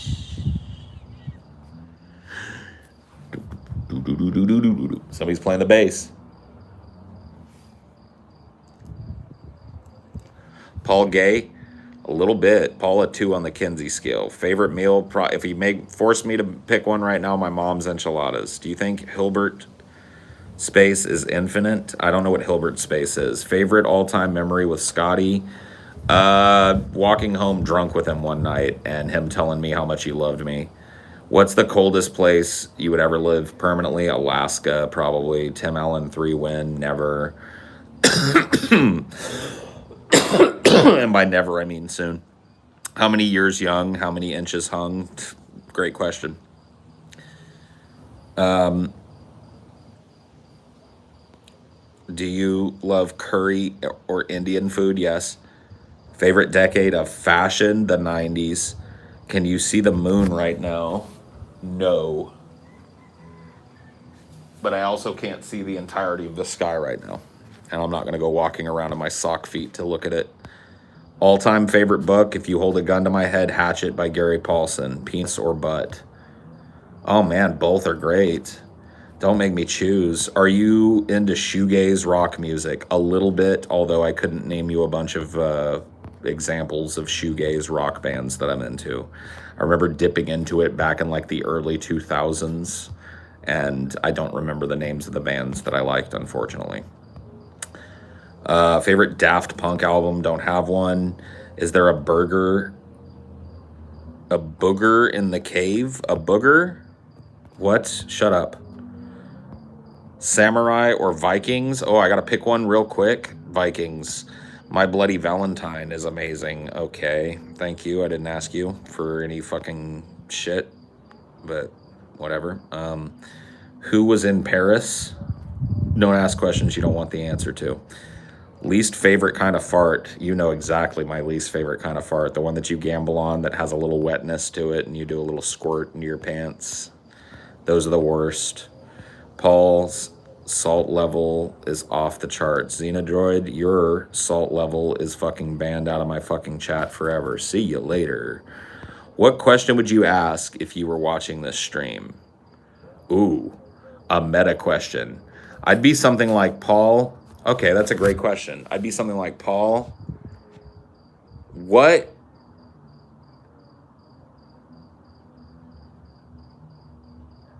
I don't know. I don't know what the fuck I'd ask myself. Don't ask stupid questions. TJ, Scotty, who's your favorite? I don't have a favorite between the two Kirk brothers. How could you? Xenodroid flew too close to the salt mine. Yes, he did. I've learned to fart in the toilet rather than chance it with those farts. I mean, sometimes they sneak up on you, bro. Every once in a blue moon, they do. Would you curb stomp a toddler for a chocolate bar? No, but I'd ban you from my fucking channel forever. Oh my God, gross.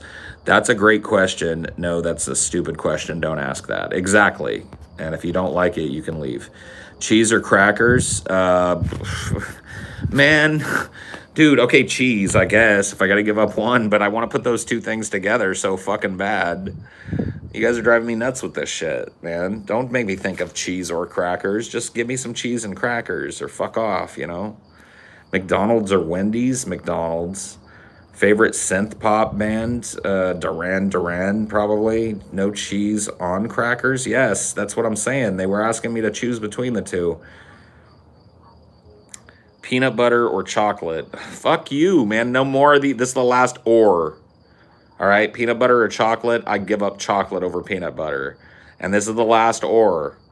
All right, no and ors. Those are fucking cheap now. I don't want to see anymore. Ever eating Raisin Canes? Yep, I was not impressed by it. I didn't like it all that much. I was actually set up for it like negatively and in a good way by Taylor, who had worked there forever. And she was like, dude, fucking Raisin Canes is fucking nasty. And I was like, all right, cool. And then, of course, the Kirk brothers love it. So we ended up getting it for dinner one night when we all lived together. And Taylor was right. It was nasty, floppy, disgusting, lukewarm, fucking chicken meat with little pieces of greasy breading clinging to it. And it was gross. It wasn't like I like crispy ass fucking chicken tenders and shit. And they were not crispy at all. Like there was the insinuation of crispy because there was all these little chunks of crispiness on the outside of them, but it was mostly just this big sloppy hunk of white meat, and I was just like, gross. No, that's what it was every goddamn time I got it. I ate Raisin Canes probably 10 times or more when I lived with the Kirk brothers. I never ate there once after I moved out of that house. Every time that I ate Raisin Canes was because somebody else in the house wanted it, and that was the general consensus, and that's what we all ordered. Do your politics affect where you shop or eat? Not really, no.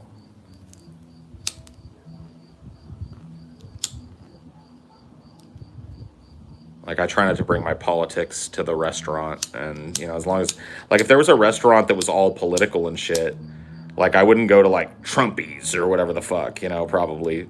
And that really wouldn't be a political decision. That would be I know what happens to everything that Donald Trump touches decision, Have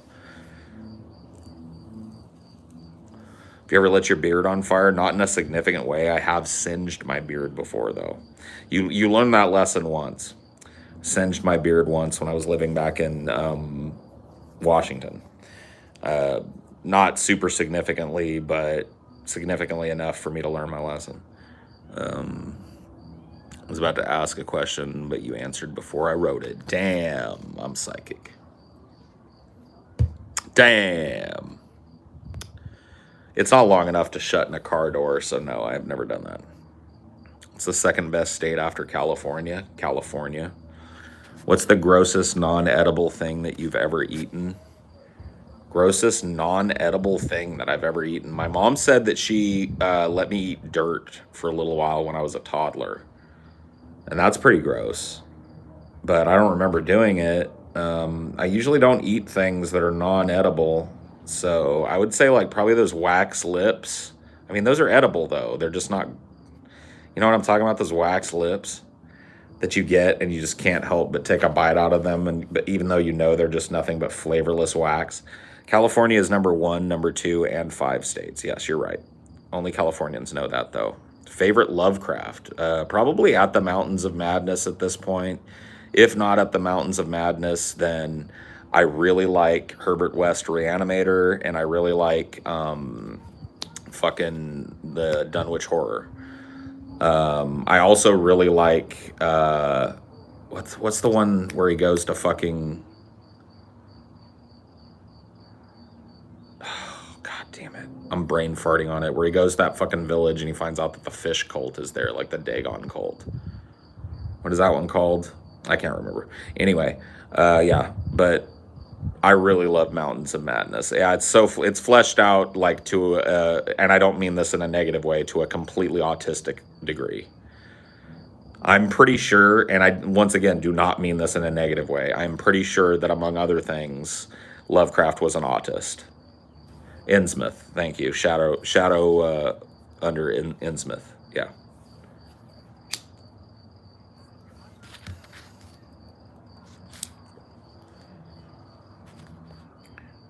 Did you ever play the Breath of Fire games? I played Breath of Fire 3 on the Super Nintendo, and it was one of the best RPGs I ever played. I remember digging the fuck out of that game, but I never played any of the other Breath of Fires.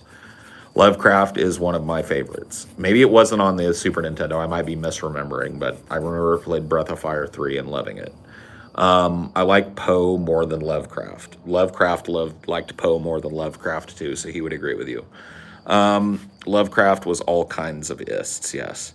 Do you have a CCW in California? If I did, I wouldn't tell you. Paul, have you ever surfed or skied? I've done both. Well, I've snowboarded and I have attempted surfing, and I've done a lot of body surfing on boogie boards and shit, but I've never done stand-up surfing successfully, and I've never snowboarded successfully either. So I'm not good at much of any of it, but I've done some body surfing. Acid or mushrooms? Both. Thank you. I'll take both. Concealed carry permit is what he's referring to. And yeah, talking about whether or not you have a concealed carry permit is pretty much antithetical to having one or not having one. So I don't talk about shit like that. What's the strangest meat you've ever eaten? I had rattlesnake chili one time. I've had alligator chili. Most of the weird exotic meats that I've eaten are chili meats. I've eaten frog's legs, if you consider that to be a strange protein. I've eaten rabbit. I've eaten venison. I'm trying to think of all the other different buffalo or bison. I don't know. Duck.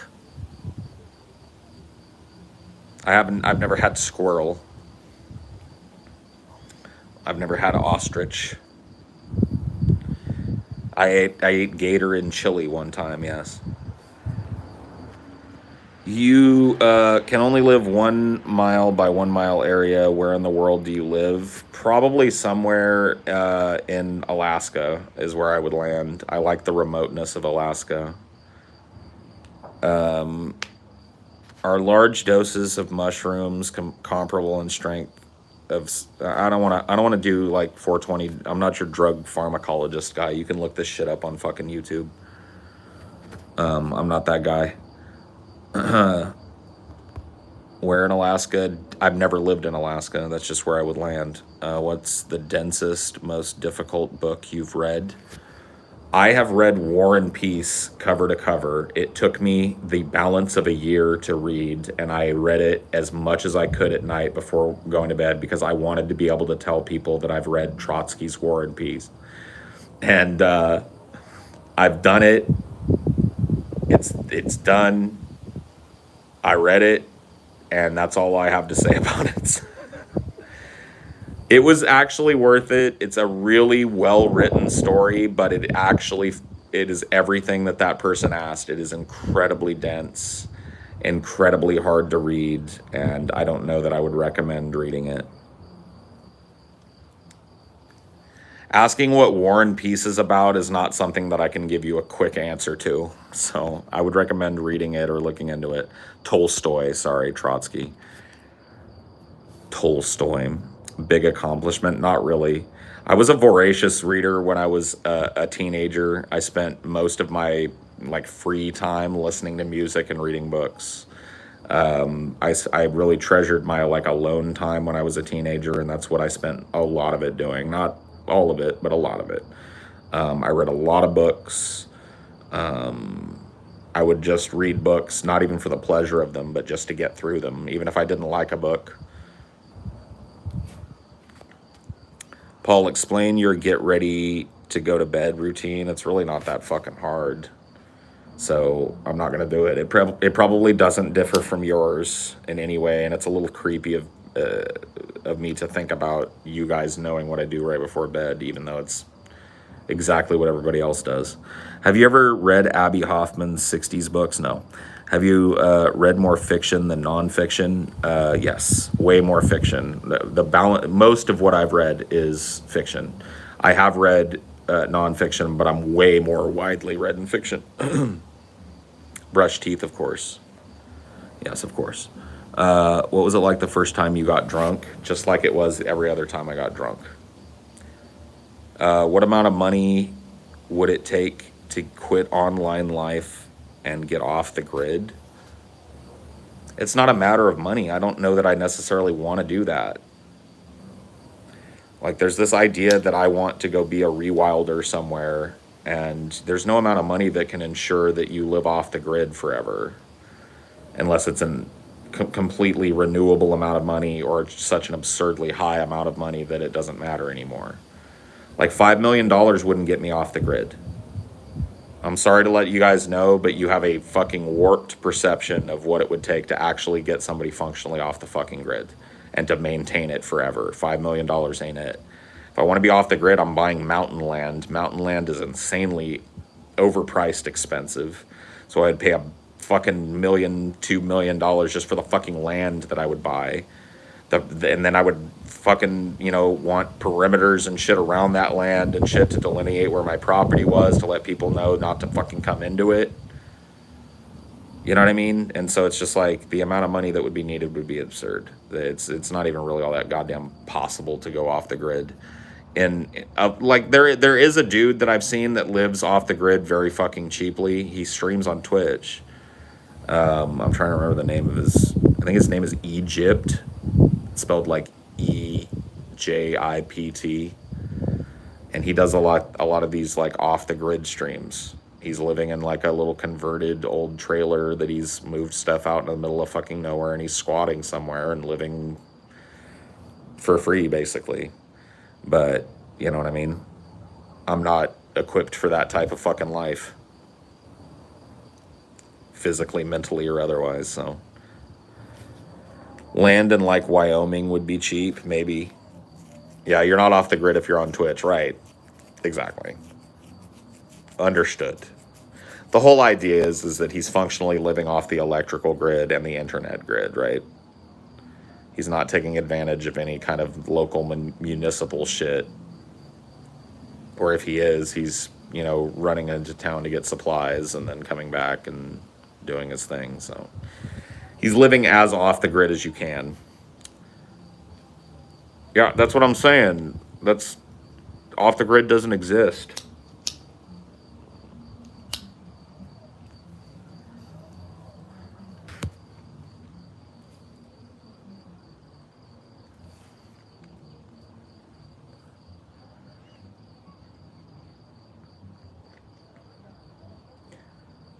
Yes, I've been to a bunch of drive-in movies. When I was a kid, it was one of my favorite things to fucking do. Still is. I still love going to the drive-in. If you can find one that's still operating. Great way to watch a movie.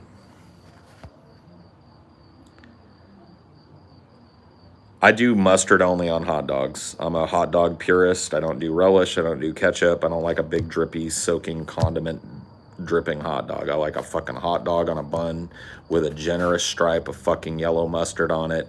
Hand it to me and shut the fuck up. Come on, questions. I'm putting you guys to work. Hit the treadmill. Favorite Resident Evil game? Resident Evil 1 for the PS1. Chicago dogs are good. Okay, good. I've never had one. Hell yeah, that's the proper way to eat a hot dog. Thank you. I'm glad somebody fucking agrees with me. Yeah, go eat your sloppy ass fucking pickle dog if you want. Don't fucking judge me, okay, bitch? I'm searching the depths of my mind for questions. That's sad, bro. That's sad. Favorite Crash Bandicoot game? I don't have one. Are stars visible where you live? Yes, they will be once the sun finishes going down. They might be in a very limited way if I look up. Nope, not quite yet, but they will be tonight. Where's the last time you touched, played, or thought of StarCraft? Probably when I looked at my Blizzard launcher to look at how long it was until they release Diablo 2 Reforged. Because I've pre-purchased that so I can play it when it comes out. So it looks like it's like Christmas or some shit. So it's forever. But I remember seeing, because I own StarCraft 2, I remember seeing it there. That's probably the last time I thought of it. What's the most aesthetically pleasing type of dog to you? I don't really care about dog aesthetics. I love dogs. They're all beautiful in my eyes. Favorite David Fincher movie? I really don't know. Favorite adult film movie? I really don't know. What was your first computer? The first computer I remember playing, like I was old enough to remember playing with, was a Commodore 64 128 with the 128 memory expansion card. What brand of cereal do you love? My favorite brand of cereal is, I know a lot of people are probably going to give me fucking shit for this, but fuck you. You can eat a fat fucking dick. Frosted Mini Wheats. And that's all I ever want to eat. And if somebody else doesn't have fucking that cereal at their house, I always go like, oh yeah, great, Lucky Charms. I loved those as a kid. And I'm always salty on the inside that they don't have fucking, you know what I mean, Frosted Mini Wheats. Sour Patch Kids cereal, don't eat it. It's electric death. Tent camping or hammock camping. I've only ever been tent camping, so I can't speak on it, so I'll pick tent camping. You eat Twix? I've had a few Twix in my life. Yes, I'm a big fat guy. Dude, we're doing good. If you could live as someone else for one day, who would it be? Amelia. I would have us trade places. That'd be interesting. With her consent, of course. For a day? Wouldn't it be dope? Do you ever watch Rick and Morty?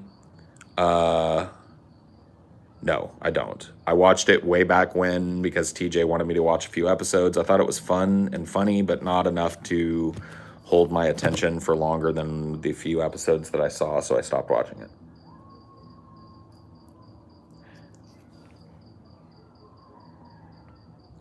Pickup truck or old Honda Civic with a loud muffler? Pickup truck.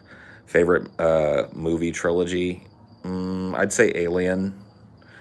Have you ever met any distant relatives like second cousins, great aunts, etc.? Yes. I have known quite a few distant cousins and second and third and shit cousins. Worst movie with a great premise? That's tough to just like off the top of your head fucking throw out there, but I would say like maybe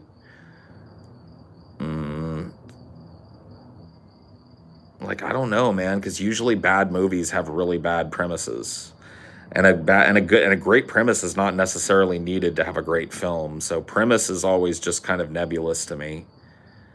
Read your super chat. Okay, sorry, Marlon Benson, I missed your super chat. I'll go back and read it. Favorite California movies? I do like that movie California with a K. I think it's got Brad Pitt in it. That's a pretty good flick. Other than that, I really like Lost Boys. That takes place in California. Best horror? I mean, it's hard for me to answer. My personal favorite horror movie is the original Night of the Living Dead, the black and white, non-colorized version.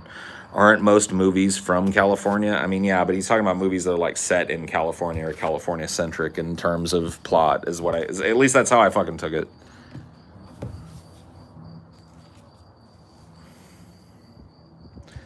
Lost Boys is dope. Yeah, I agree. It's a good movie. It's a cool flick. What do you want me to say about it? You have any concepts for a sequel to Joker? I mean, maybe, like I thought about it a little bit, but I really don't think people would like my concept for the sequel to Joker.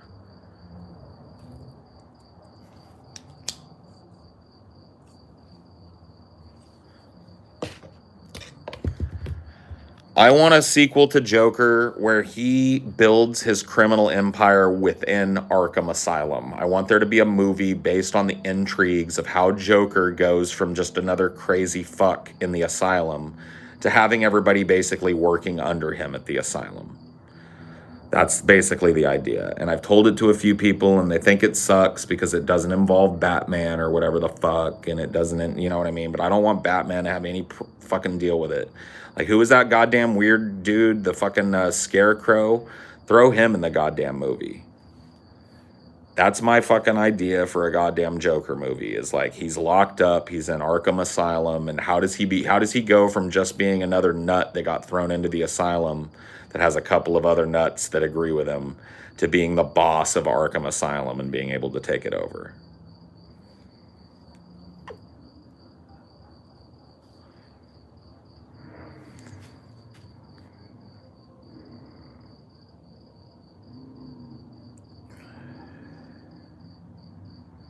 Do you eat fruit snacks? I do from time to time, yes. Favorite Batman portrayal? Michael Keaton. What would you change about the way that you lived your fucking 20s? Not a goddamn motherfucking thing. If I had done anything different in my 20s, I wouldn't be sitting where I am right now and enjoying my life as much as I enjoy it right now. So I think I navigated my fucking 20s pretty deftly. I didn't die. I didn't end up killing myself doing something stupid. I worked hard and I made an honest living throughout my 20s, and that's, you know, better than a lot of people can say about their 20s. So, favorite fat man portrayal? I don't know. I really like can't remember what his name is, but the lead guy in Thinner.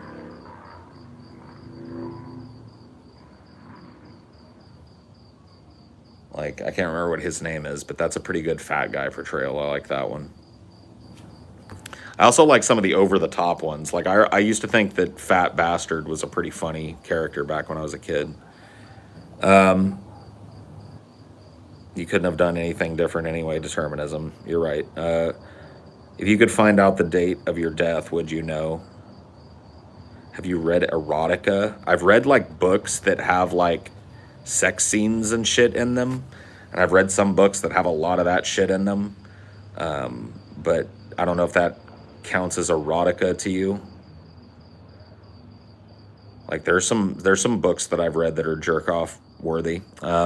Have you seen the Duke in Resident Evil 8? He's a really cool fat character. I have not. Oh, is that the guy that people post? I think some people posted a picture of him. He looks pretty cool. He needs a beard or something, though. He looks like White Guilt, Paul. He's, you know, but other than that, he looks pretty dope. Which of your favorite childhood movies would you go back and act in? I would love, love, love to go back and play Bastian in Neverending Story. That was my favorite fucking movie till I was about like 8 or 9 years old. And thinking back on it, I can't think of a movie. I mean, maybe Goonies. Maybe if I could go back in time and play the Mikey fucking role in Goonies. Or the fucking, fucking chunk roll, honestly. Yeah, that'd be pretty dope. I could get with it.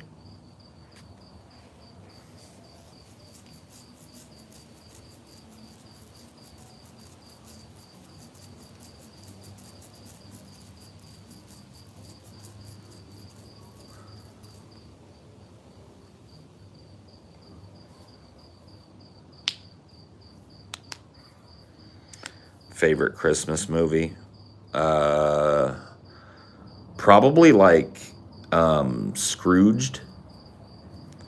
Like, if you're gonna force me to pick a Christmas movie, I like Scrooged. I also like A Christmas Story, but Scrooged is really probably my favorite of favorites.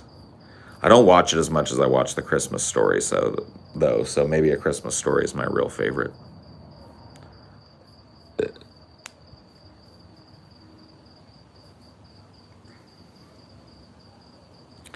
Does your family know what you do as a content creator? To varying degrees, they do, yeah. I think that, like, the information gets less good the further out from the center of my family that you get. So I think that a lot of like my second cousins and shit probably know that I do what I do, but don't really fucking have a fucking clue what it is. And then, you know, my parents, or at least my mom, I haven't spoken to my dad since this career started. So since before this career started, honestly. So I don't know that my dad has any fucking conception of what I do, but my mom knows what I do. She watches my shows and my streams sometimes. She says she doesn't interact because she doesn't like it when people pay attention to her being there. It makes her feel like she's on the spot. So she lurks or whatever. And I told her, Mom, that's perfectly fine. Most people do that, Mom. It's cool. She thought it was like rude that she was watching me but not saying stuff in the chat. And I was like, Mama, don't worry about it. If you said some shit in the chat and you just named yourself something weird, people wouldn't even know you were my mom anyway. And she was like, yeah, but like I'm afraid they're gonna find out. So she just lurks. How do your older nieces and nephews, how about your older nieces and nephews? I feel like knowing my uncle did this would be dope. Yeah, I don't know, dude. Like, my nieces and nephews are really not all that old yet. Like, all of my sisters are younger than me, and so my eldest, like, niece, nephew would probably be like, well, technically, my eldest niece would be something like 19, but I haven't spoken to her since she was a little kid. They moved away to, like, Oregon, and I just haven't heard from them or interacted with them in any way. Most important information you know that you can divulge to us, that your labor is the most precious resource on this planet, and you should treat it as such. It's the only non-renewable resource that has any bearing on your fucking immediate life. Every second that you have is precious. You don't come back. I don't believe in the wheel of samsara, so I don't think you get another crack at this shit. Now, maybe I'll be fucking proved wrong about that, but I'm pretty sure you're dead as a fucking doornail when you go around. So be protective of your labor and fight for your labor and take a stand for your labor, because that's what matters. And we live in a country right now where that's upended.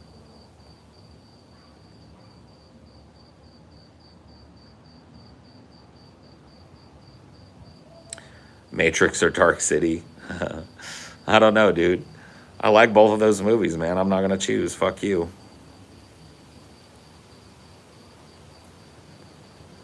I tell you guys what. I've liked this segment so much that I'll extend tonight's show by a little bit. I'm not turning the lights on, though. I'm enjoying the darkness. So what I'm going to do is I'm going to be right back. I'm going to go take a leak, fill up my cup so I don't have cotton mouth, and we'll continue.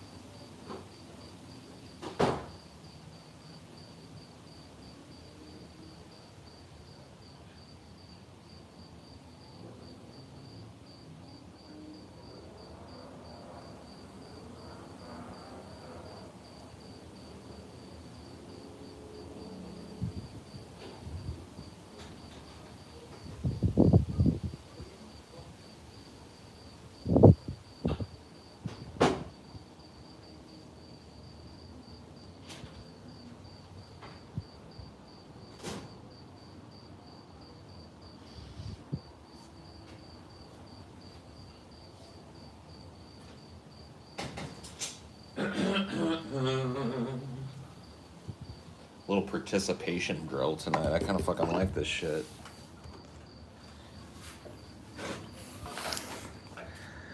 I kind of fucking dig it, but I did just get my 20% battery warning, so that's a death knell for the stream. Doesn't mean it has to end now, though. We may yet continue. Latte or cappuccino? I'm a latte person. I do not like the foaminess of a cappuccino. Assuming your specters are named after such Mass Effect agents, do you plan on playing the... Yeah, I'll probably play it eventually. I'm not in any, like, hurry to do it, because I've literally... Especially Mass Effect 1, dude. I played that game... I don't think it would be overstating it to say I played that game 8 times all the way through. So, I'm not in any fucking hurry to play it again.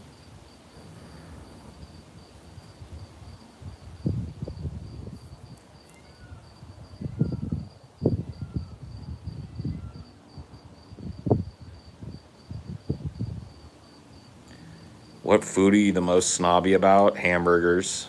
I hate people that don't know how to make a good fucking hamburger. I just can't abide it. I'm snobby as fuck about a hamburger.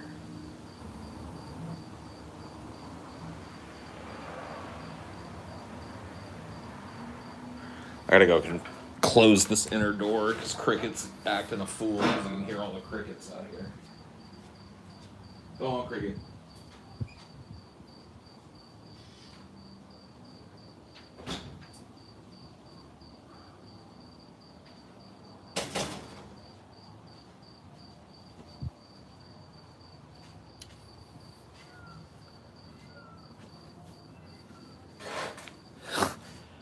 There's one of those mockingbirds meowing like a cat again.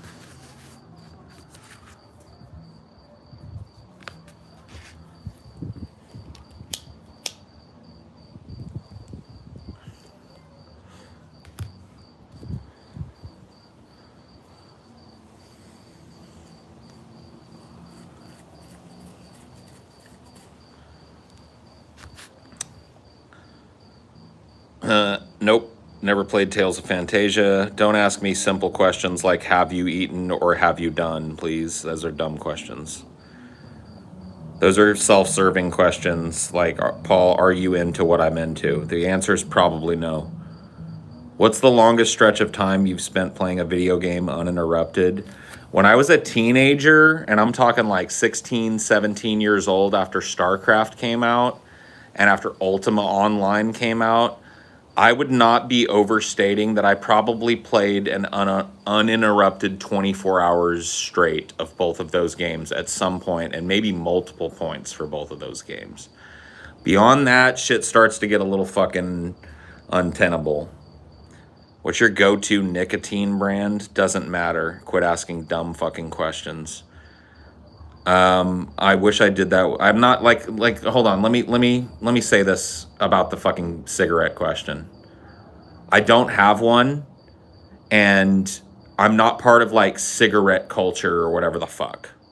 So I'm not interested in commiserating with you about this horrible fucking habit I've got. It sucks. I don't like doing it. I wish I could kick it, but my whole fucking life it's haunted me. So it's not like a happy-go-lucky fucking camaraderie kind of feeling that I get when cigarettes are brought up. So don't ask me dumb questions about how much I smoke or what brand I smoke. That type of shit, I'm not part of that fucking culture. I don't give a fuck about a goddamn cigarette. You put it in front of me and I'll smoke it because I'm an addict. I smoked my first cigarette when I was 15 years old. And it was not even a real cigarette. It was a Jarum clove. But that was the first time I did the old light up a cigarette, inhale shit into my lungs. And then I quickly, during that same month, graduated to smoking Marlboros. And that's where it lands. What are all the careers you have considered? Considered? I mean, what do you mean by considered? What would you consider a career that I've considered? Like, because I've, you know what I mean? Careers that I've fantasized about doing, or careers that I've actually actively pursued, or careers that I was on the cusp of pursuing, or like, what are we talking about here? Like, I don't know. I really didn't consider a whole lot of fucking careers in my life. I considered being a teacher when I was in high school. I considered being a trainer for a while and trying to move out of what I was doing in tech support into a district level or maybe even a corporate level training position. When I first entered college, I wanted to go and get a degree in performing arts and then all of the subsequent schooling that I would need to get my teaching degree.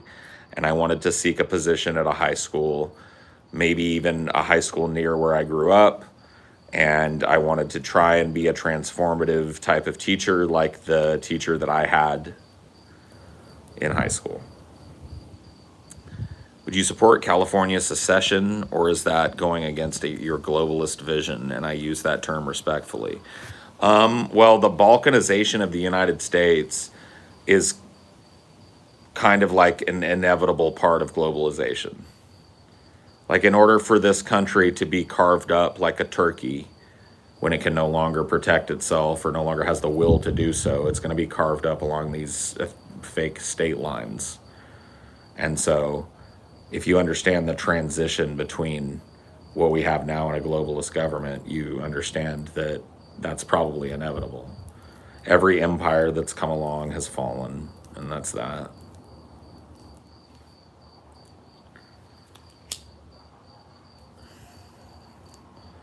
What villain do you identify with or sympathize with the most? I mean, a decent villain,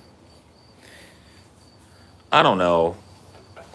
I mean, it's tough. I have such a respect for villainy and in media. I really got like a sense of it from the Lord of the Rings. It was Lord of the Rings, one of the first like adult trilogy novel type of books that I ever read as a kid. And I read them over and over and over and over again. And Gollum is just such a relatable villain. Definitely overall has the character arc of a reluctant villain. And I really like the way that he's portrayed, both in the books and in the movies.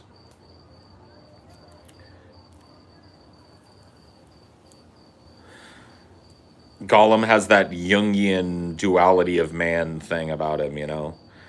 Yeah, you could see a lot of yourself if you think about yourself in ways that are, you know, maybe a little challenging to your ego. You could picture yourself being a little bit like Gollum. Don't you think we all struggle against a darkness inside of us? Don't you think we all have these kind of instincts and impulses and shit that don't have a place in modern society, that we don't chase because we don't want to export that into the world, but there's an obvious fucking choice to be made? And I'm not talking about any specific type of violence here. I'm just saying everybody's got a little bit of darkness to them. And I mean everybody. And so identifying with an anti-hero or a tragic kind of reluctant villain like Gollum is a lot easier when you realize that about human beings and accept it as a fucking universal truth.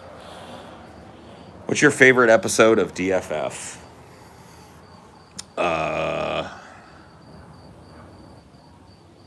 I don't really have one. I don't know. I don't know what to tell you.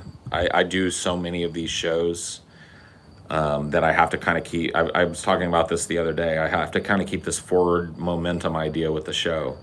And so I think about the shows that are forthcoming, not the shows that I've made. You know, and I appreciate that fans like have favorites and stuff, and I try and pay attention when they tell me which ones they are. But as far as what I've made and what I've done, it's all part of my past now. And the content to come is my future. I don't have time to nurse my favorite little episode like a little egg or something. I really don't even have time to consider it.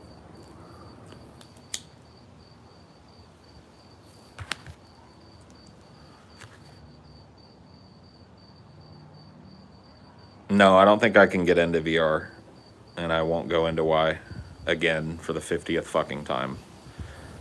I'm tired of being laughed at for being a fucking boomer. It's just too fucking much for me. I can't do it. It's disorienting and shit, and fucking what little bits of VR that I have tried, and it's been very limited. I've been very disoriented by the experience, and so I don't know. I just don't think it's for me.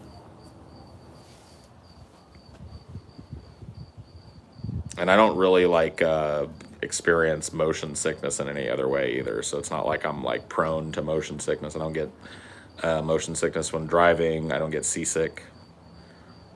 So it's just, I didn't really get sick with what little bit of VR I tried. I just felt very disoriented and didn't have much fun with it.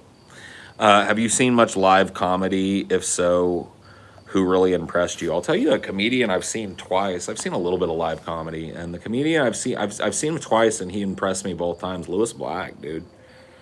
Lewis Black is a really great fucking stand-up comic, and I recommend you catch him if you can, if he's playing somewhere near you. I saw him twice, both at the same venue near where I grew up, and he was always a crowd pleaser.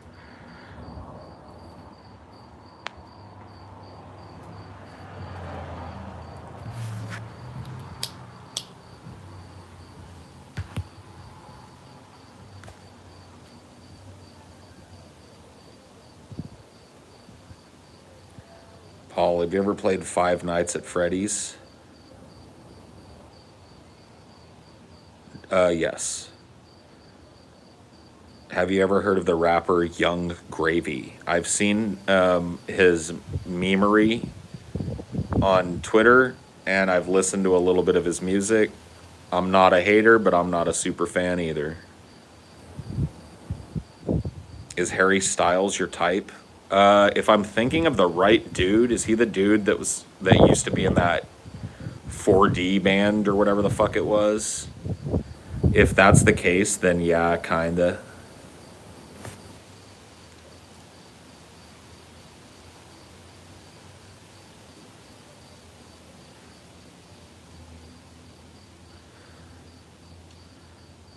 Yeah, then yeah, it's got kind of like long hair. Yeah, he's a cutie patootie. What do you want to say about it? He's in 1D, sorry. I thought it was because there was 4 in him, but whatever. Thought there was 4 of the dorks in it. I'm not, listen, dude. I don't know all the hippity hop and flippity flop, okay? Don't judge me. I do what I can to stay informed about those topics. But the most fabulous, groovy bell bottoms. Huh, bell bottoms. Yeah, bell bottoms. Bell bottoms.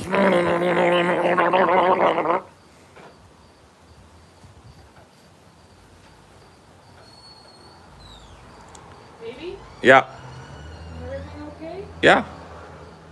What do you mean? Is everything okay? I heard something. What?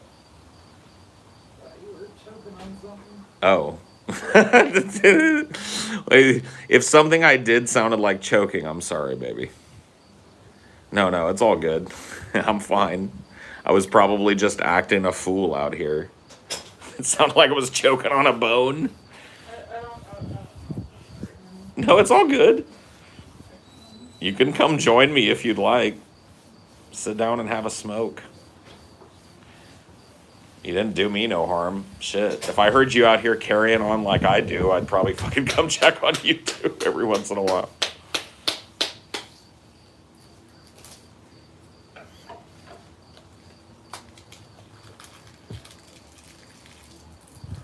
I was singing that song Bell Bottoms. I think that's probably what you heard. Yeah. Because it goes, Bell Bottoms. Huh. Bell Bottoms. Yeah. We need an Amelia Q&A. I mean, that's up to her. That's up to her. Whether she wants to do that shit or not. There ain't no way I'm gonna fucking pressure her one way or another on that shit. She knows my feelings on internet fucking oversharing and shit. And she's got a really good handle on it herself, so She wants to do a Q&A one day. She'll ask me to do it. And we can do it, or she can do it on make a channel and do it. Is Q&Aing something that you'd even be interested in doing? Not really. She's like, not really. You see?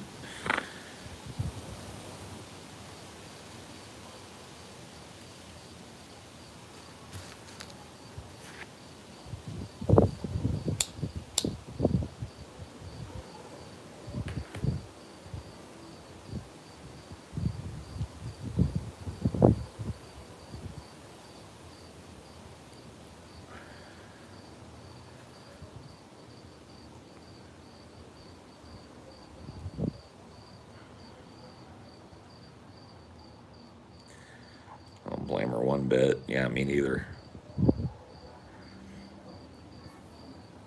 I remember talking to Amelia about that when we first got together and shit, and how, like, look, I've already lived this kind of, like, social media relationship, and there's nothing wrong with that, but you have to understand what it entails. Like, all the people that want to fuck with me are going to vicariously fuck with you. You're going to have to deal with hearing nasty shit about me all the fucking time. I'm going to have to hear about nasty shit about you all the fucking time. You know what I mean? Like, that, you just got to understand that it's different than you just being, like, if I wish it wasn't, like, I wish it was big, but I know that fucking Chelsea would back me up on this shit. She probably hears horrible fucking things. People say nasty things about her, about TJ. So her choice to be a social media presence is one that I think she made with a lot of fucking, like, forethought. There was a lot of time where, if you guys know anything about Chelsea, she didn't appear in shit. She didn't like being on camera ever.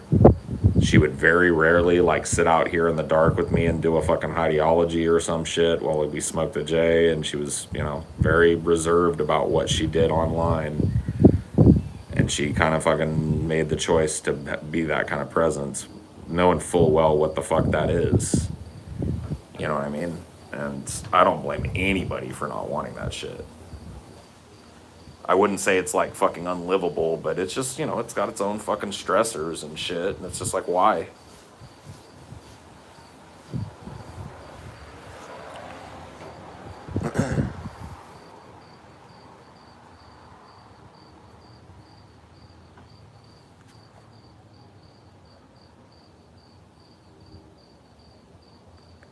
Yeah, for sure. No, you're right about that, Zach. Thanks for recommending me Death at the Haymarket. Started listening to the audiobook all day while I was making pizzas at work, and I'm fairly certain I was just radicalized. My 60-year-old coworker, cool. Nito Petito. Would you eat something if I made it? Sure. Yeah. Yeah, if you're feeling up to making something, you can. I'll make some spaghetti then. Okay, that sounds good. I'm about to end this anyway. My phone's giving me the 10% warning soon.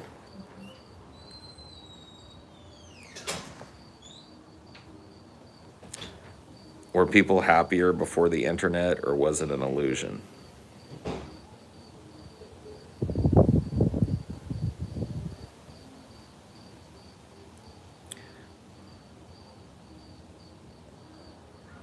Cynic, that's the second time I've seen you bitching, so I'm gonna go ahead and fucking ban you out of the chat. This is the third time tonight I've had to fucking talk to you about this shit. You were explicitly fucking warned to read the fucking goddamn motherfucking rules of the goddamn motherfucking chat. And now you're banned because you didn't fucking follow them. Congratulations, dumb fuck. You see how you can even play out fucking you're welcome with me? You see how there's no favorites being played with this shit? Long time fucking Highdeology, dude. That is a massive source of fucking off-topic shit that I've put up with for a long fucking time. That has spent the last 15 minutes trying to make the goddamn fucking stream about him bitching about a timeout he got. Bye, guy. Go get your fucking attention elsewhere, bro. It's been nice knowing you. Had to go. Doesn't conform to the fucking minimum standards. He didn't fucking, he was on his tippy toes, but he wasn't quite tall enough to ride this ride. tired of his whininess and tired of his bullshit and tired of his constant fucking me having to baby him and hold his hand through being a fucking adult. Just done. Such an attention seeker. Well, he's got it now. DM incoming. I'm sure he's already fucking furiously typing it right now. And I'm probably not gonna see it for a month, so he better get over it. I love you, Cynic. We'll meet again in the next life. Yeah, you might meet sooner than you fucking think. That next life may be coming sooner than you think, Jams, because you're on my fucking sus list too. Just to let you know, so you don't get too comfy with your fucking jokes about the dude that just got banned. You're on my possible fucking sus list for future banning too, because your contributions have been mixed, to say the least. You see, there's a method behind my madness. You not being allowed to post in my chat without a profile pic means that you actually become a person that I can remember. And your contributions to this chat are something that I remember from chat to chat. And you start to develop this little fucking ego about who you are here. And I suss out problems pretty fucking quick. So just so you know, you're on the yellow card list.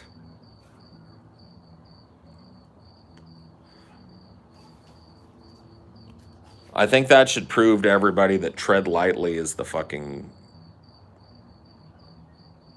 serious question for going forward. What sorts of behavior? Memery. Like engaging in side conversations and shit that's clearly outlined in the fucking rules, etc. Just an overarching tingling sense about the tone of your posts, which comes from a fucking lifetime of experience being a troll. And a few other things, probably, if I really thought about it. But, yeah. That's why you're on the sus list.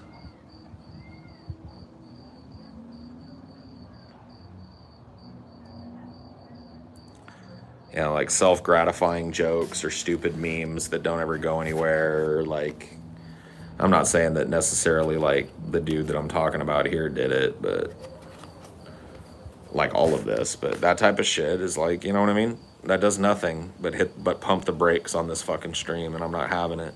See, here we are talking about a fucking personality. We're talking about Cynic getting banned out of here instead of fucking doing what we were doing before, which was actually interesting to me. This isn't interesting to me.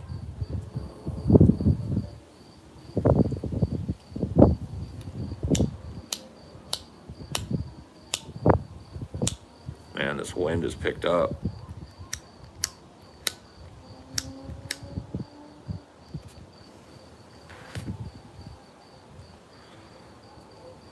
I'm dead ass tired of it, y'all.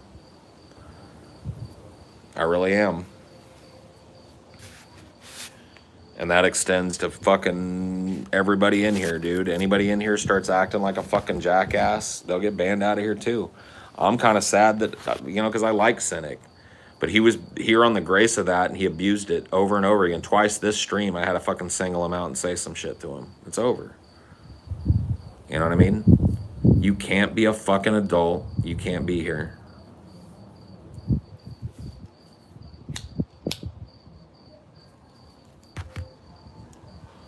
Your presence isn't welcome.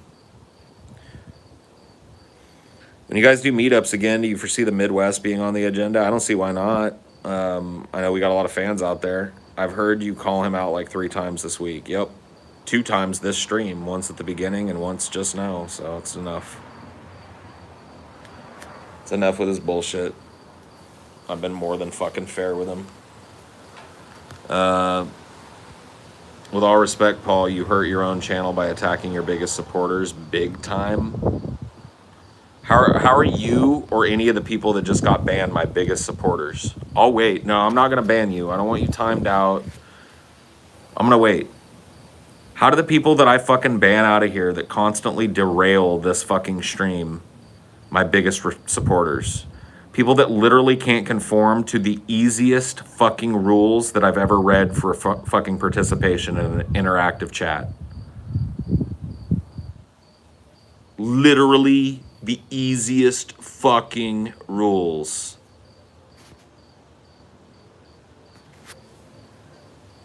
So tell me how those are my biggest supporters again, because I'm not feeling it.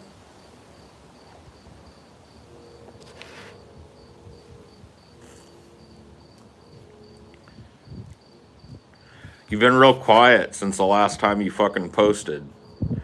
Does that mean you need to get nuked up out of here? Because you came in here to troll?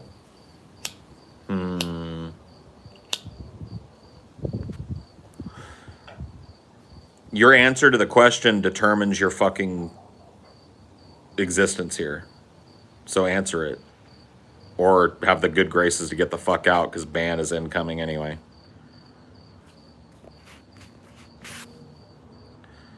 Doing a major cleanse, and it's going to be an ongoing fucking cleanse. This will be whittled down to people who want to come here to have a fucking adult conversation, or this will be fucking, or this chat will be, I'd rather have this chat be a fucking ghost town.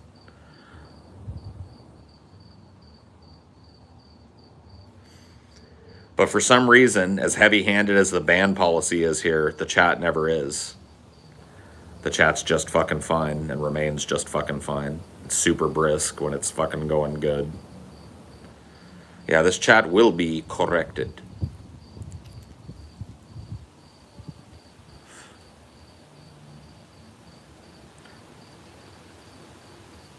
Always serving hot and ready decaf all day long and all night long.